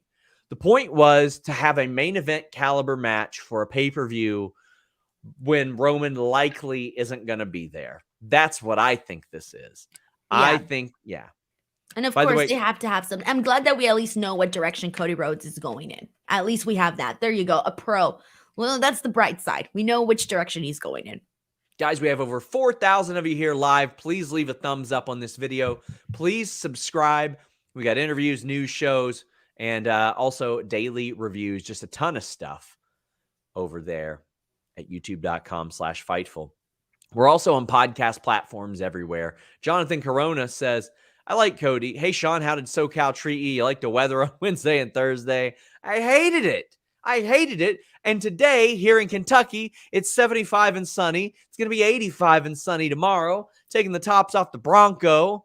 Let's go. Sean, I would take a blizzard in here in LA than ever be in Kentucky. Please. Nope. Sean, it's insulting to me.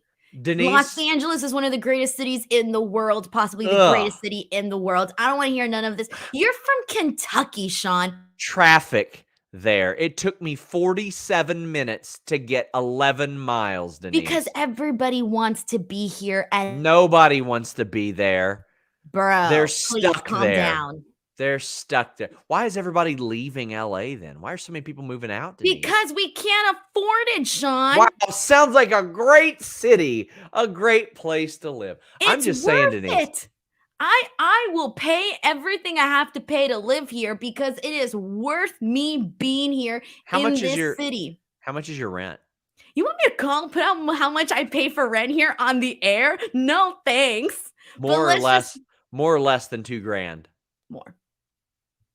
Denise, in Kentucky, in Lexington or Louisville, that would get you probably a 2,500 square foot home. You would own it. I would rather pay the price that I pay right now and live in a ditch in LA than live in a mansion in Kentucky, okay? Well, fortunately for you, if you keep paying that much money, you will likely live in a ditch in LA. I am. I'm gonna freaking camp out underneath the freeway. Oh, Shit. man. I ain't leaving LA. It ain't happening. Night Tracks. Even if you moved to Reno, Nevada, you could have a palace there. Bro, no offense. I won't even move to freaking Fontana or the Inland Empire. Hell, I won't even move to Orange County is really nice, but I won't even move to Orange County. That's how much I love LA County. To be fair, I would imagine you get a lot of freelance gigs because nobody else that takes those freelance gigs can afford to live in LA. So pretty much. We've got Night Tracks saying, will we ever get good themes again? Most are trash. Whenever they get somebody with a vision, if they get a Mikey Ruckus, maybe. By the way, Roman Reigns' theme's still a banger, man. I was out there freaking rocking to this song. Same thing. It was fun to sing Cody Rhodes' song. It was fun to sing Sami Zayn's song. That was fun. Let's get into some of these non-Raw content super chat. We just got a ton. What's the percentage? Wood says Vince was backstage at Raw. If he's backstage at SmackDown, would that be a telling sign? Yep. In my opinion, it would be. Steven, so once Vince gets voted out, even if they just don't hand it to Triple H and want to run it themselves, what does Endeavor Wrestling look like? Much love, FTF. Well, the claim today before the show was it would look the same, but it's hard for me to believe that after tonight. That aged very fast. It sure did. N. Simmons says, my fear with Vince being back isn't for Cody. It's guys like Ricochet who have had a nice run, Gable, Balor, and Gunther, because we heard about how he wanted to bury him. I don't like this. I had been told that he actually was in favor of Gunther for a while. So some conflicting things about that. Niner Mike says, don't trash Kentucky. Kentucky is beautiful. It is beautiful. Please, but it ain't LA, bro. Yeah, because if I spend 47 minutes in a vehicle, I can get 55 miles from my house. Wrestling Breakdown says, don't know what to say. Here's some cash. Thanks for all that you do. Surely Endeavor has their finger on the pulse to know that this is a bad thing, right? Please. My opinion that I shared on the show today is I thought that Vince McMahon found a suitor that would let him come back. That's what I felt like. And he did. Michael Compton says, Cody needs his own bus now. He's Lex 2.0. Cody has his own bus. Sing this, Denise. What? No, Country I don't want to Roads. sing. I don't want to sing. Come on. You don't know this song? Sing this? No. Country roads take me home to the place where I never heard the song. What song is this? Do I know this song? Am I supposed to know the song? I don't remember this song. Sorry. Am I done? Denise, even if you don't listen to country, how do you not know? Oh, this is a country song? Yeah, it's John Denver. Who the fridge is John Denver? I've never heard the song in my life, like ever. Oh my God. We don't do country here. Yeah, you do actually. You do a lot of it there. I know. That's like one of the most But it's not really like that much out here, though, to be honest. Like, there's select people because there's like 300 million people in this state, but like it's not I don't like country music either, but damn. It's not. I just don't know like any of those songs. Baloo says Cody will be cooked after he loses to Brock. Can't afford 2 losses in a row. He's been booked awfully. Who dethrones Reigns now? Well, I don't have anybody. There's nobody right now. I think Cody should win this match. I think Cody should beat Brock. Desmond McCade, you sent a generous super chat. I don't know if you sent an actual chat with it or if it's just a donation, but I just want to thank you regardless. If you send something, we will read it. Sage Justice says, I take it back. With Denise dissing places east of the Mississippi, you can go ahead and mute her entirely. Look, bro. Yeah. I'm always going to defend California and You know Los what I liked Angeles about like crazy. California? When I saw the hills, I was like, okay, that's beautiful. I like that. When I got downtown and the traffic wasn't as bad as like the highway, I was like, not so bad. But then every other thing, I thought, nope. That's because you're a country boy, Sean. You're very Yep. small town. Yep. Yep. And I see Problem? it in you. I see it in you all the time. Like there's little Yep. things about your personality that I'm Uh-huh. like, this is because Sean's from Kentucky. Yep. That's That's how I accurate. explain things. Jonathan Corona says, medical facility. Vince is back. And with a lot of these super chats, they remind me of when Saudi brought into WWE, or when Saudi was rumored to buy WWE and Sean lost it because of those rumors. But I told you guys that night, I had heard that deal was not the situation that was going to happen. That's what I was told. And that aged very well. Kung Fu Grip says, notice Kevin Patrick was very quiet the whole show and Corey Graves is doing most of the play-by-play all night. Would that be a sign Vince was yelling in his ear, or maybe Kevin is not that good? Both, maybe. I'm not a big fan of that necessarily. Ditto. Vince was around. He was around. Jake Truman says Denise taking more L's than Triple H is booking. Heartless says same Denise, not a country place in Cali. Mike says LA is the Gene Snitsky of the US. There's a huge, there's a lot of fake country in LA. LA's full of pretenders, a bunch of wannabes, a bunch of people who are trying to be something they're not. Don't even get me into that, by the way. The most fakest people that are in LA, by the way, are people from other states that think that they have to act a certain way to fit in. Everybody that I ever meet that's a jerk, it's from someone from Texas, from Florida, from all these other goddamn states. And I'm like, and the most chill people you will meet are the people that were legitimately born here. I kid you not. The smog has gotten to Denise. I do probably have really bad lungs, though. Reminder, we are not going to read super chats that are speculating about budget cuts or tap dancing on people like that.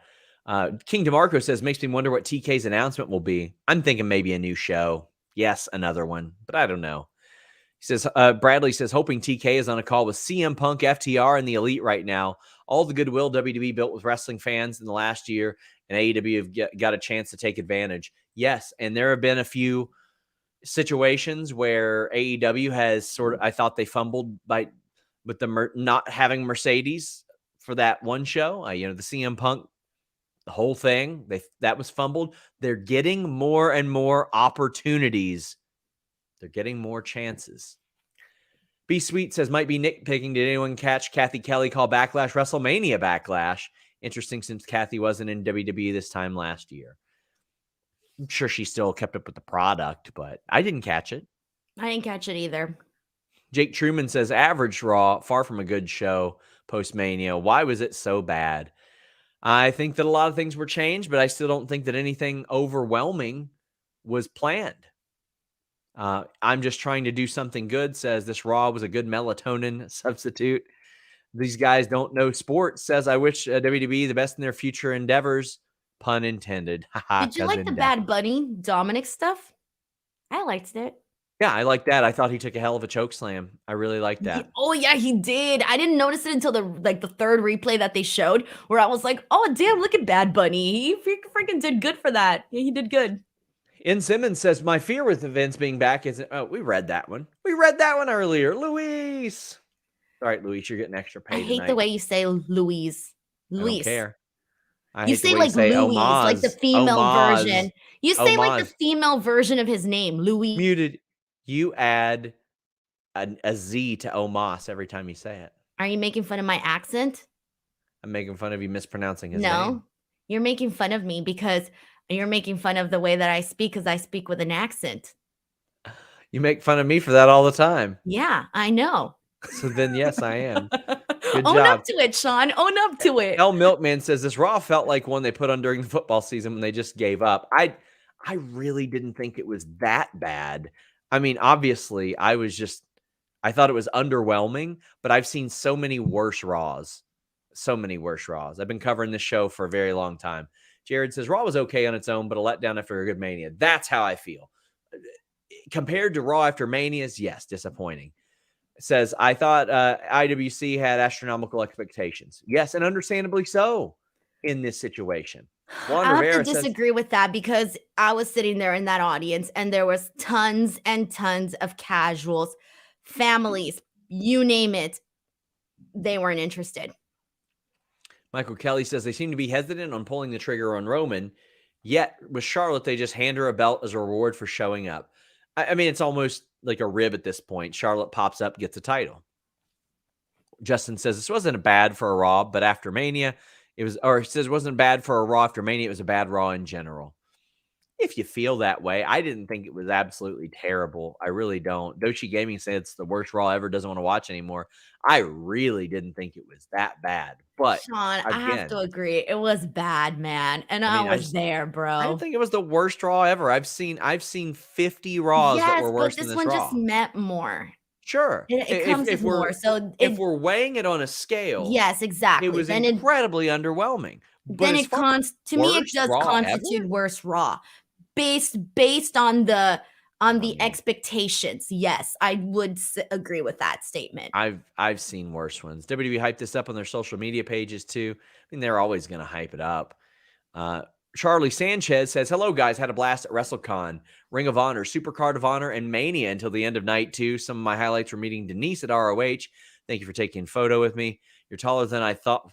How tall did you think she was? No, how short does he think I was? That I was. And Yeah, he said, whatever. by the way, read the last part that Charlie Sanchez wrote. It's pointless. He didn't send enough money. He said also LA is the best, and this was a very generous. Yeah, he's a big LA Knight fan, obviously. But I want to know how short that he thought you were, because you're a very short person. Oh, I'm sorry. Is that an insult? Yes, I'm offended right now. Good, be offended. You're short as shit. You're very short. Yeah, well, you're dorky as shit. Okay, cool. Glad you think so. Send me some super chats about it. Myself. Seinfeld says it was one of the worst Raws since August. IMO, I just didn't feel that way. Again, as far as importance, yeah, for sure. It didn't. If we're talking about where a Raw is compared to the expectations that I had, of course, it's the expectations and delivery way off, and one of the worst in that regard since then. Pavement Cut Your Hair says, do you think there's a psychological reason behind the mustache and dye job? If so, what is it? The eyebrows. I just think that Vince got bored. It happens. It happens when your life is changing and you don't know what to do with it and you're not taking it too well. I've said this a million times, but it's the female equivalent of getting bangs or dyeing your hair red. And all the ladies listening to this podcast know exactly what I mean. And we talked about this last time. I don't know what the dye Somebody equivalent gets broken is. up with and they turn their hair red. Yep. Been there, done that. Well, not the red hair, but the bangs for sure. I've done the bangs so much. Every time I'm like, my life is going to the shits, I'm going to get bangs. Dream Ninja says, Raw was trash. Really felt like a Vince Raw. Felt like a waste of 3 hours, especially being a Raw after Mania. Night one was great. And Marcus says, Raw after Mania is the show we normally see a few NXT call-ups. Didn't get any of that tonight. Ray Rag says, what the F was that BS? WWE said we have some huge momentum now. How about we hit the brakes super hard, jackknife the whole show? Casper says, what the F was half this show, Sean? Ray Rag says, every time I try to get back into WWE Weekly, I get kicked down the steps. I remember why I only watched the PLEs.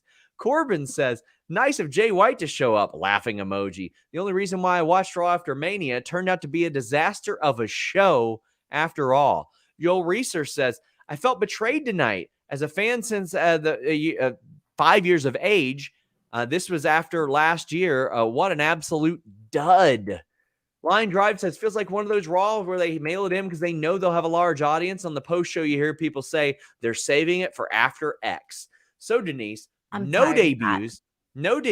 I feel like we haven't heard them mention we're saving it for in a long time. That used to be a big Vince thing, right? They're saving it for after football season, for Mania season, for after Mania, we haven't heard that as much these days because one, it was never true. It was never true, Denise. We heard people say that for so long. It was never true. G-Bro says you would like fruit leather. You probably would. I've had fruit leather. They sell that at the store. It's very good. Yeah, that's usually where they sell things at. Yeah, I know. store. I've had it from the store. But the lack of debuts, no Jay White, no NXT, and the expectations managed, man. Charlie Sanchez says, I was at the Dax Live podcast, was excited to see SRS with a mixed reaction, but I know Sean, I was cheering for you. I thought she was really short, but then again, I'm 5'4" or 5'5". You still tower over her, my God friend. damn. How short am I coming across to the people? I mean, rude. Yeah, you're very short. No, I'm upset right now. Just kidding. BW Rosa says, do people not understand after a long week focused around Mania that it may be wearing on Triple H the talent and perhaps it's a cool off? That's why you plan things in advance, bro. Bro, Vince was there. I hate to tell you, Vince was there. He changed a lot of stuff. That's what I'm told. Mike T90K says, first Raw I watched in years, changed the channel after an hour in. Only wrestling match and a commercial-free hour of Raw. What's the percentage? Wood says it was underwhelming, but wasn't the worst Raw ever. It wasn't even the worst Raw after Mania. Which one would you say was the worst Raw after Mania? I would love to hear. Samantha Poole says, on a good note, skipping school to go to my first AEW show Wednesday. Stay in school, kids. This is not what you want after a major Raw, is people saying, well, you know what? I'm really excited for AEW, Denise. They should be saying, wow, I can't believe this person debuted. This person debuted. Can't believe this happened. That's what they should be saying. Jonathan Corona says, off topic, Sean and Denise, if you were wrestlers, what would you guys name? What music would you guys use for your entrance? Mine is just Johnny, my theme song, Enter Sandman. Mine, the one that my mom said at the wedding that I wanted to be when I was a little girl, Pina Colada. I don't know why, but I wanted that to be my wrestler name because I wanted to be like a masked female luchadora, and I wanted to be called Pina Colada. I remember that. Mine would be Sean Ross Sapp, and you'd be so boring. Just Sean Ross Sapp like that. Nothing fun. When they asked me to pick a theme for GCW, I wanted the most obnoxious theme possible, and this is before we had decided, oh, it should just be you introducing me, and I picked a Bad Baby song. Do you know who that is? The Cash Me Outside girl from Dr. Phil. Oh, the girl that was like, Cash Me Outside, like 20 years ago? Yeah, I wanted it to be as obnoxious as possible, so it was a song from hers, and it was very good. But I felt like you were more obnoxious than her. Thank you. Josh Smith says, any chance Triple H would want out now that Vince is back? Yeah, of course there's a chance. Absolutely a chance. We've got Lizzie saying, as of today, I've canceled my Peacock membership. I'll also probably watch Raw and SmackDown. I will not support Vince and Creative. Hey, if you want to do that, subscribe to FightfulSelect.com. Doshi Gaming says Raw had only 28 minutes of wrestling. In 3 hours, including 4 matches, right? Commercial-free hour, yeah. Yeah, 4 matches. What's the percentage? Wood says Raw after Mania 2019 was worse. It was bad. What happened on that one? Nothing. Taze Camo says Johnny Gargano getting a push sooner than later on the main roster would be delightful to see him and Ciampa back together or a U.S. title run. Wouldn't expect it if Vince is back, Denise. That's one that I fear for. I'm like, well, how's his booking going to be if Vince is doing this shit again? I hope. Oh, never mind. I was going to say, I hope that with the social media backlash and the worst Raw, that maybe they'll, not let Vince run wild. But that's such a stupid thing to say that I don't even believe it. I don't even believe that ever happening. We could literally stand outside of Vince's house with big signs that say, please book the show better. And ain't nothing going to happen. Whatever Vince wants is what Vince is going to get. And that's it. I think we just have to accept that. Zach says the finger poke of doom ended WCW. Batista's thumb down symbolized the dawn of a new era with Cena and Orton. Will Solo Spike be the thumb of depression, signifying the return to the Vince era? Ooh. He was looking at his thumb all sad during one of those backstage segments because it was like all taped up and stuff. And he was like, ooh, that's a good question. I hope not. I really, really hope not. But if Vince is back in creative and he's got a 2-year employment contract, woof, man. I have enjoyed covering Raw. He said he wasn't going to be in the weeds, though. He said he wasn't going to be in the weeds, Sean. Denise, he said that when Paul Heyman and Eric Bischoff were hired. He used the same phrase. No, did he really? The exact same phrase. I can't be in the weeds anymore. We're not out of the woods, kids. That son of a bitch is not only is he in the weeds, he's like you got people like knocking on his door. You need your lawn mowed? Don't go away. He doesn't. He's so far in the weeds. He lives in the weeds. He doesn't want to. He doesn't want anybody else to even know that he's there. He's so in the weeds because right now they're still with the Paul is in creative yada yada thing. I don't buy it, especially after tonight. Same. Definitely don't buy it. I mean, I wasn't buying it weeks ago already. Weeks ago. BW Rosa says, but Triple H, does he have final say or not? That's what they claim, but what they claim might not be the truth. Michael Morando said, been on and off with the product for a long time. Triple H was riding the ship. Not sure it's worth investing if it's same old with Vince. There's no way that Ari Emanuel can't see the reaction to this, that he can't see what's trending on Twitter the day that a deal is announced. There's no way he can't see it. There's no way he can't react. Unless they purposely made this show terrible so that it could trend as terrible. I don't know. That's bad. That's a bad idea. Yeah, I know. That's a really bad idea. You know how they say all publicity is any publicity? I don't know, Sean. I'm just trying to think out something different. Just Mask says, I'm numb at this point. AEW isn't as good with long-term stories, but at least it's fun, not a loop of paranoia like this. Much love, SRS. Yeah, I wish we could focus more on what's on the screen than what's behind the scenes with AEW, and I know that's kind of the job, but it seems like a lot of the stuff going on behind the scenes is way more interesting than the stories that we see on the screen. And I would like for that to change and maybe even integrate. Don says, this Raw reeked of Vince and horribleness. I'll stick to Fightful for the reviews. I can't watch again. Sour Graps is being honest tonight. Yeah, go check out Sour Graps tonight as well. So are we going to go back to the era of our Fightful post shows where people would send us money because they were thankful that we watched the show? That stopped for a while, but for a good year that was happening. Listen, we've had two of our most successful shows back to back. So I don't know. Hopefully people still tune in next week. Michael Warren says people think in Denise is full lollipop guild. What? And you're little. Joey says, Denise does not represent all of California. That's true. And Brendan says, people in Taiwan love country roads. Hold on, that guy's probably from Fontana. Brendan says, people in Taiwan love country roads. Weird that Denise doesn't know it. Appreciate you all. I am from Taiwan. Isn't that what? Everybody loves country roads. Brendan says, wish Riddle would have came back hunting down Solo for what he did to him. Going out there for a match with The Miz felt like a missed opportunity. It did. Like, Riddle should be mad at Solo Sikoa for laying him out. It's kind of weird. Isaac says, do you have any idea who takes the U.S. title off Theory? Who do you guys want to see step up to him next? I don't know who takes it off of him, but depending on the future of the brands, like I would actually like to see like somebody from Legado do it. I would love to see Santos Escobar and Austin Theory do that. Like, I think that would be interesting. The first people that popped into my head were people that already had the belt with Bobby Lashley and Seth Rollins. So I'm like, no, we already been there, done that. I would love to see new faces get the title, but I just feel like we're going to be in a circle of kind of seeing the same thing where it's like Theory, Seth, Lashley. And I think we're going to keep going, like bouncing around with pretty much the similar faces for a bit. Well, this will end up being our longest Raw review ever, after the longest review I have ever done last night. So we've got a few more super chats to get through. Rippy says, do you think they held back a bit because tonight was the end of March Madness and a lot of people would be watching that?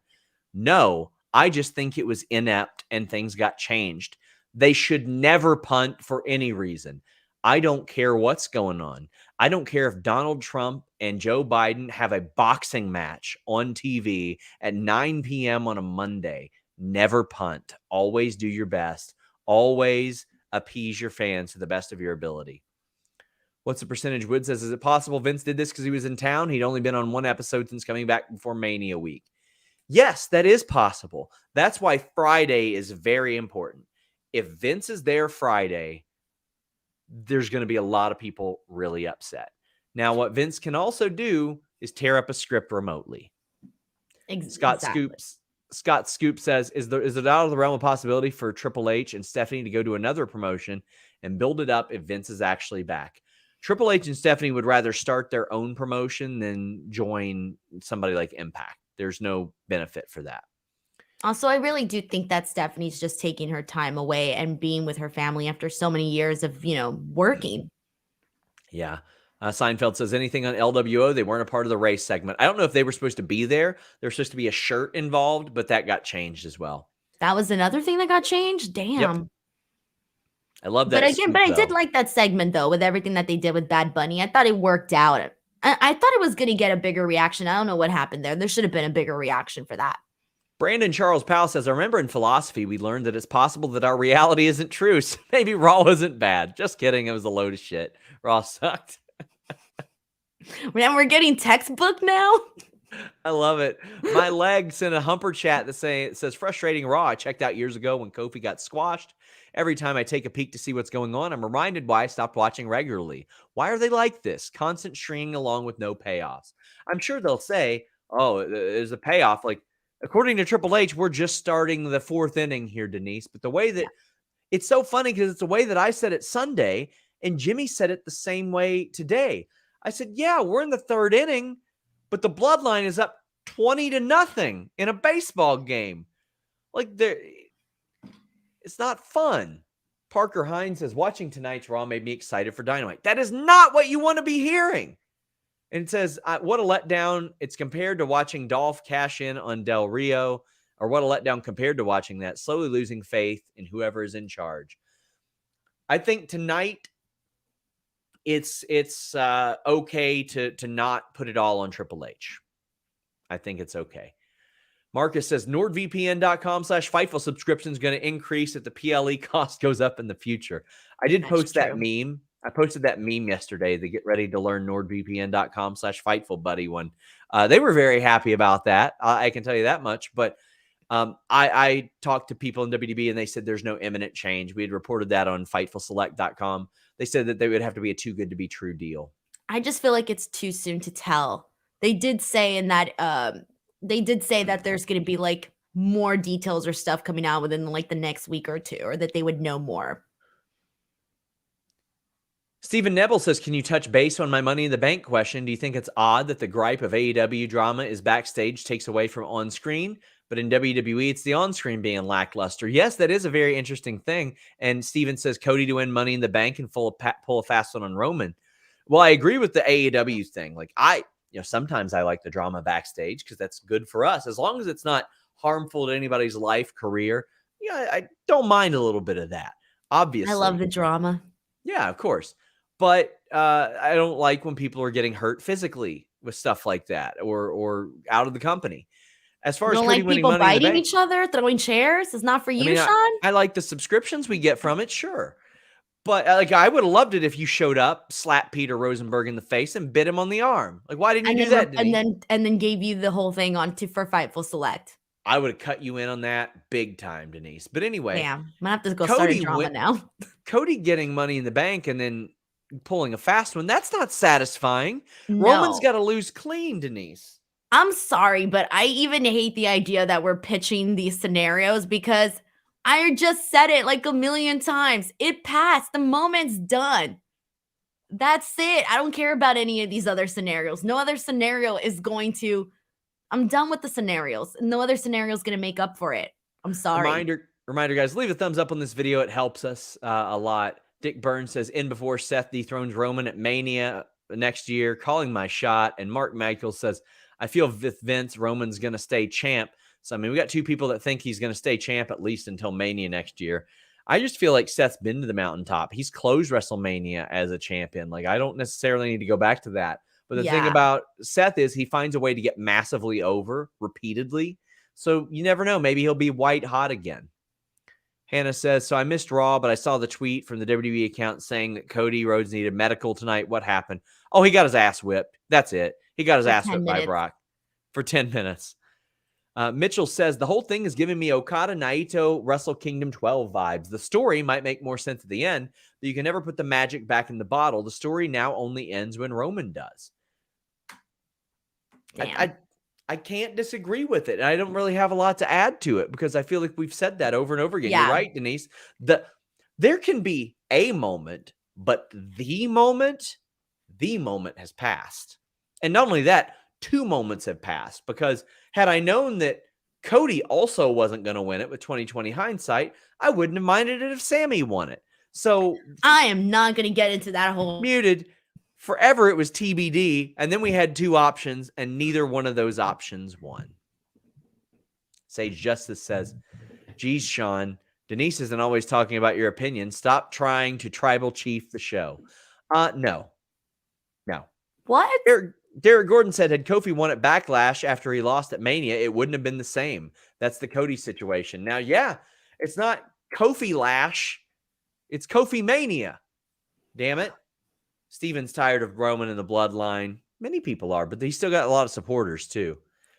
Tony says, Brock is the person that does the beat down for the jump in when you join the gang, huh? Or maybe he's just an asshole. Blake says, I agree with everything you said, but why are the babyfaces never smart enough to bring friends to match the numbers game? That's what's frustrating to me, is babyfaces don't seem to have a lot of friends. They don't. We see that a lot. We see that in multiple places, by the way, not just WWE. Rovan said, just trying to help out with Denise's rent. Boy, in California. Yeah, I'm on a flat rate. You are. Well, not. Unless you're going to get, I'll take, yeah. You get bonus. We got a time. bonus. Yeah, I got a bonus already. Look at this. Man, why are you laughing at this?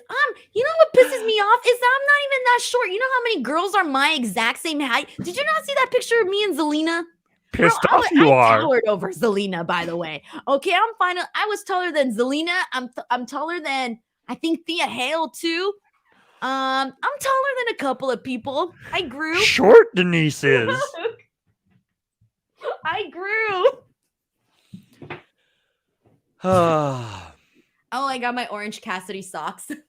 WDBR official says Squared Circle's confirmed insider Kermit is corroborating what you said about Vincent changes. He stated he was spot on today. Buckle up. Fightful doesn't miss, my friends. FightfulSelect.com. Air Whitey, what a great name. Says, why in God's name is Asuka 0-5 at Mania? I don't know, but she shouldn't be. That should be the story next year, too, is that Asuka's trying to get her first WrestleMania win. I think the moment's passed with Asuka, too, unfortunately. Yeah, but I mean, she can get a Mania win. Oh, of course. But they really positioned her on the roster to kind of just not go above where she's at. Like, it's very clear that they're not looking to do more with her, and that's unfortunate. But that's kind of how they stationed her already.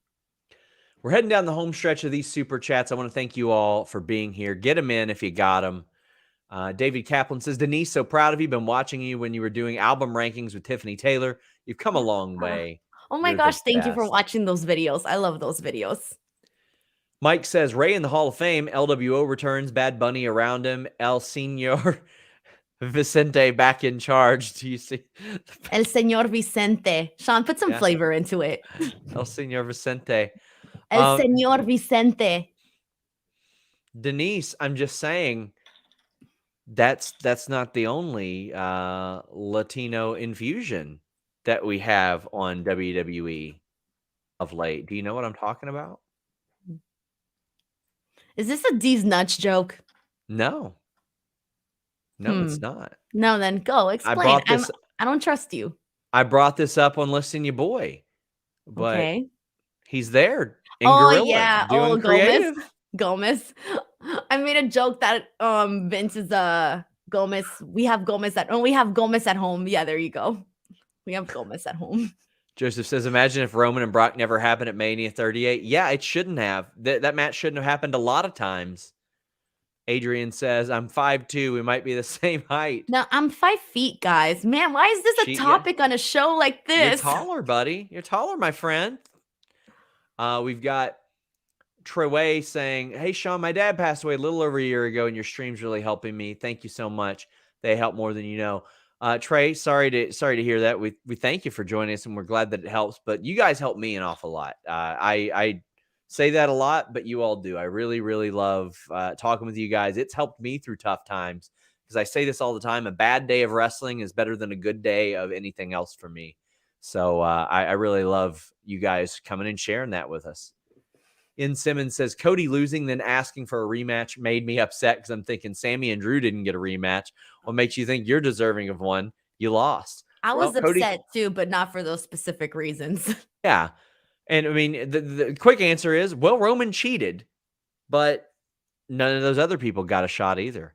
CM says, what if their way too long-term plan is to have Breakker dethrone Raymond? Obviously, it would take too long, or Roman, it'd take too long, but I could see it. I don't think Braun Breakker is anywhere near that right now, Denise. I thought that maybe a year ago that he could be the guy. I ain't thinking that right now. No, unfortunately, I think the buzz that Braun Breakker had, unfortunately, did kind of fade away just a bit.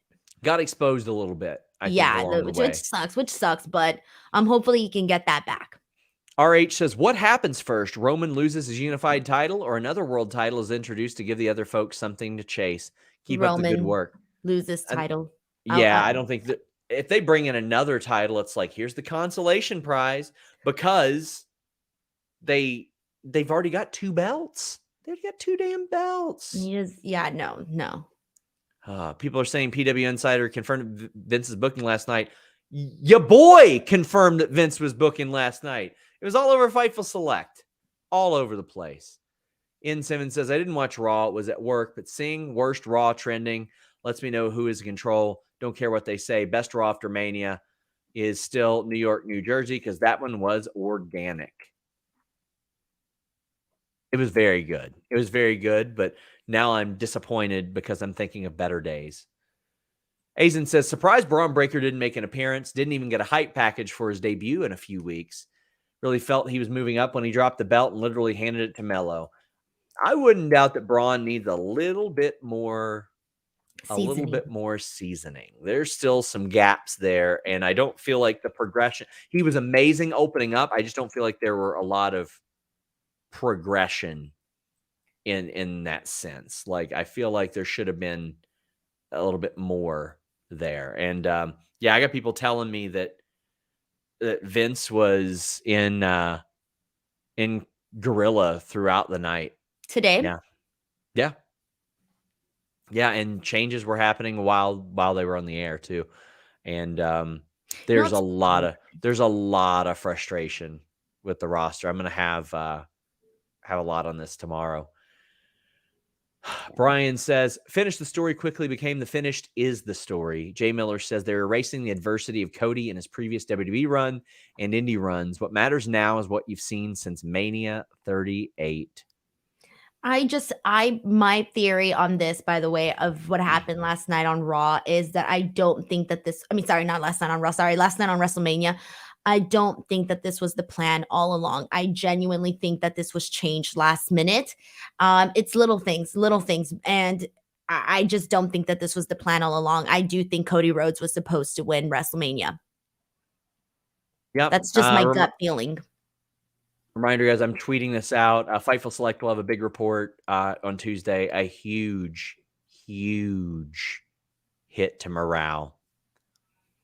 Misfit saying, PW Insider saying Vince McMahon's person. We reported this at 8 p.m., guys. Antonio Santos, thank you so much. Poor Sean.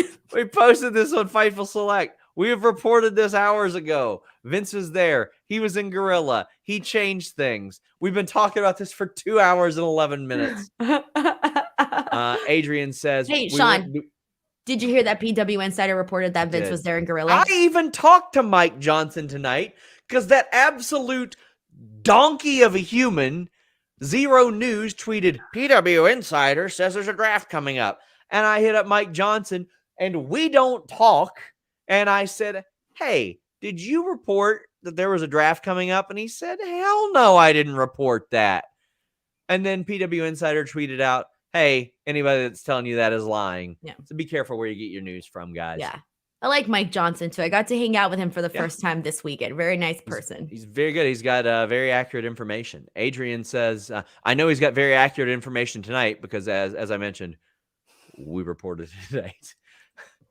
But he says, Adrian asks why Bayley didn't come out with damage control, just taking time off or on the day problem. She was supposed to, and then it was cut last minute.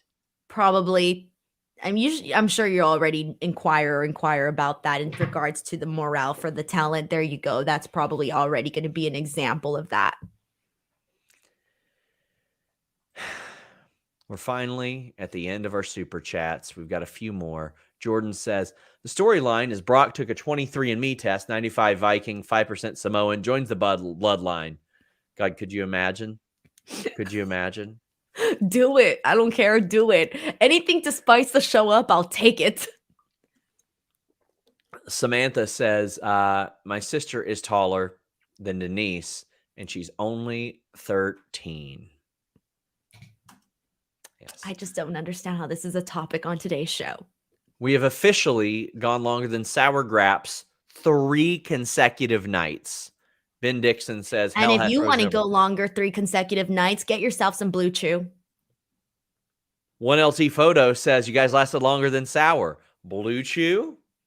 3 nights in a row. These part-time and bitches behind the paywall, Kate and Alex, can't hang. They're not the 2 to 3 hour man right here. Jake Salazar said, any chance talent are going to request a release? Grizzled Young Vets did today. They said, get me the hell out of here. Just tuned in. Alex and Kate were livid. Heard you all too. LOL. Have to watch the full show. Yeah, I've calmed down as the show went on. Cam says, why do babyfaces congratulate the heels and say they were better competitors when they blatantly cheated? Yeah, I got the hiccups there. That didn't make too sense either. Made Cody look dumb. It made everybody look dumb. To me, he cheated. It's okay with saying you may think you were the better competitor, but you wouldn't have been in a one-on-one scenario. Yeah. Yeah. Where do I think Grizzled Young Vets go next? I think they're going to do some U.S. indies and some UK indies, and then probably end up getting hired by some. I think they'll probably land on ROH at the very least. Uncultured Gamer says, Roman's title literally means nothing now. He's not won clean in a year. All the interest I had is gone. And Sammy and Kevin don't care about the bloodline anymore. What's the point? I mean, they did finish their story. They did. Good for them, because they were able to have their big happy moment, and look how things worked out for them. So good. Now it's just a matter of, keeping them. And then that's the thing. Like, I do think that they're going to stay hot, because I do think that Kevin Owens and Sami Zayn just have that rare quality that they're stars, man. They're legitimately stars. And no matter what they're due, they're going to stay and continue to stay hot. I think that they're one of the few people that can overcome bad booking, because they just have this inherent talent. And so I'm very excited to see what they do as tag team champs. Jake Salazar says, you think Cody asked for his release? No, absolutely not. That's ridiculous. And our last super chat, Balu says, Cody will be cooked after he loses to Brock. He can't afford. We read this one earlier. Who dethrones Reigns now? The answer is TBD again. It is TBD again. Again, it's TBD. Where we are 6-7 months ago. RP says, you happen to see my Humper chat. If it got missed, we will find it right now, because we are wrapping up. I just want to thank you guys so much for being here the last 3 nights especially, but the last 2 days have been some of our biggest nights of all time. We've done incredible reporting on Fightful Select, and you guys have responded big time. Don says this is for Denise's platform shoes. RP, we have Luis going through to find the Humper chat in case it was missed. Says, who can even challenge Roman next? I don't want a 6-month beatdown of Cody just for him to win Money in the Bank. We had not read that one. I don't want Cody winning Money in the Bank and sneaking one either. That's not good for me. And I feel like here's the thing, like the Money in the Bank briefcase has been reduced to so little, to the point where it doesn't really feel like it means much. Yeah. But there is no but anymore. Just to play devil's advocate, maybe at least it would give the Money in the Bank some sort of prestige. But again, ship has sailed, man. We need to stop thinking of scenarios of what if and how this can happen or how things can get better. The moment's past, guys. It's done, dead and gone. I think that's it. I think that's a wrap. I think we finally got them all. I want to thank Luis for being here. Louise, I want to thank Louise. B Nation says congrats on NXT, and Sean the Goat. Thank you all so much. Weekends like this, weeks like this are why we do it. This is, I said it 3 or 4 times last year, craziest wrestling news week ever. It just keeps getting crazier. Just keeps getting goddamn crazier. I know. I was not expecting any of this. Denise, tell the people where they can find you. Okay, seriously, guys, youtube.com/Denise Salcedo. I uploaded 44 new videos. I can promise you. Let me just say this, Sean. I have to toot my own horn for a second because there were 230 credentialed media members at WrestleMania weekend. I can guarantee that nobody else has 44 videos up on their YouTube channel from that. So please go show some support, guys, because I run that thing by myself and it's my baby. And everything that I do is for that channel. So please, youtube.com/Denise Salcedo. I'm almost at 100K. Same thing for Twitter, almost at 100K too. If you guys, I post everything. I like clips, you name it, it's up there. I try to make sure that people are in the know about what's going on and in the world of wrestling, try to be a one-stop shop. Again, that's at _Denise Salcedo, Twitter, Instagram, and TikTok. Go support Denise. She did some incredible work last week. I said this on her show, but until you see her doing that type of work in person, you don't really have a scope of how well prepared she is and how much she does. And I mean, she's the best prepared person there, and she does it doing it herself. Sometimes she'll bring help, but I mean, that's help that she has brought in herself. She is usually doing this out of her pocket as a freelancer. Diana wraps us up and says, thanks for all you both do. Thank you very much. Young Nasty Man says, 0 chance of main event. Jay doing anything, huh? I think that has passed. That has passed as well. Guys, thank you so much. We are out.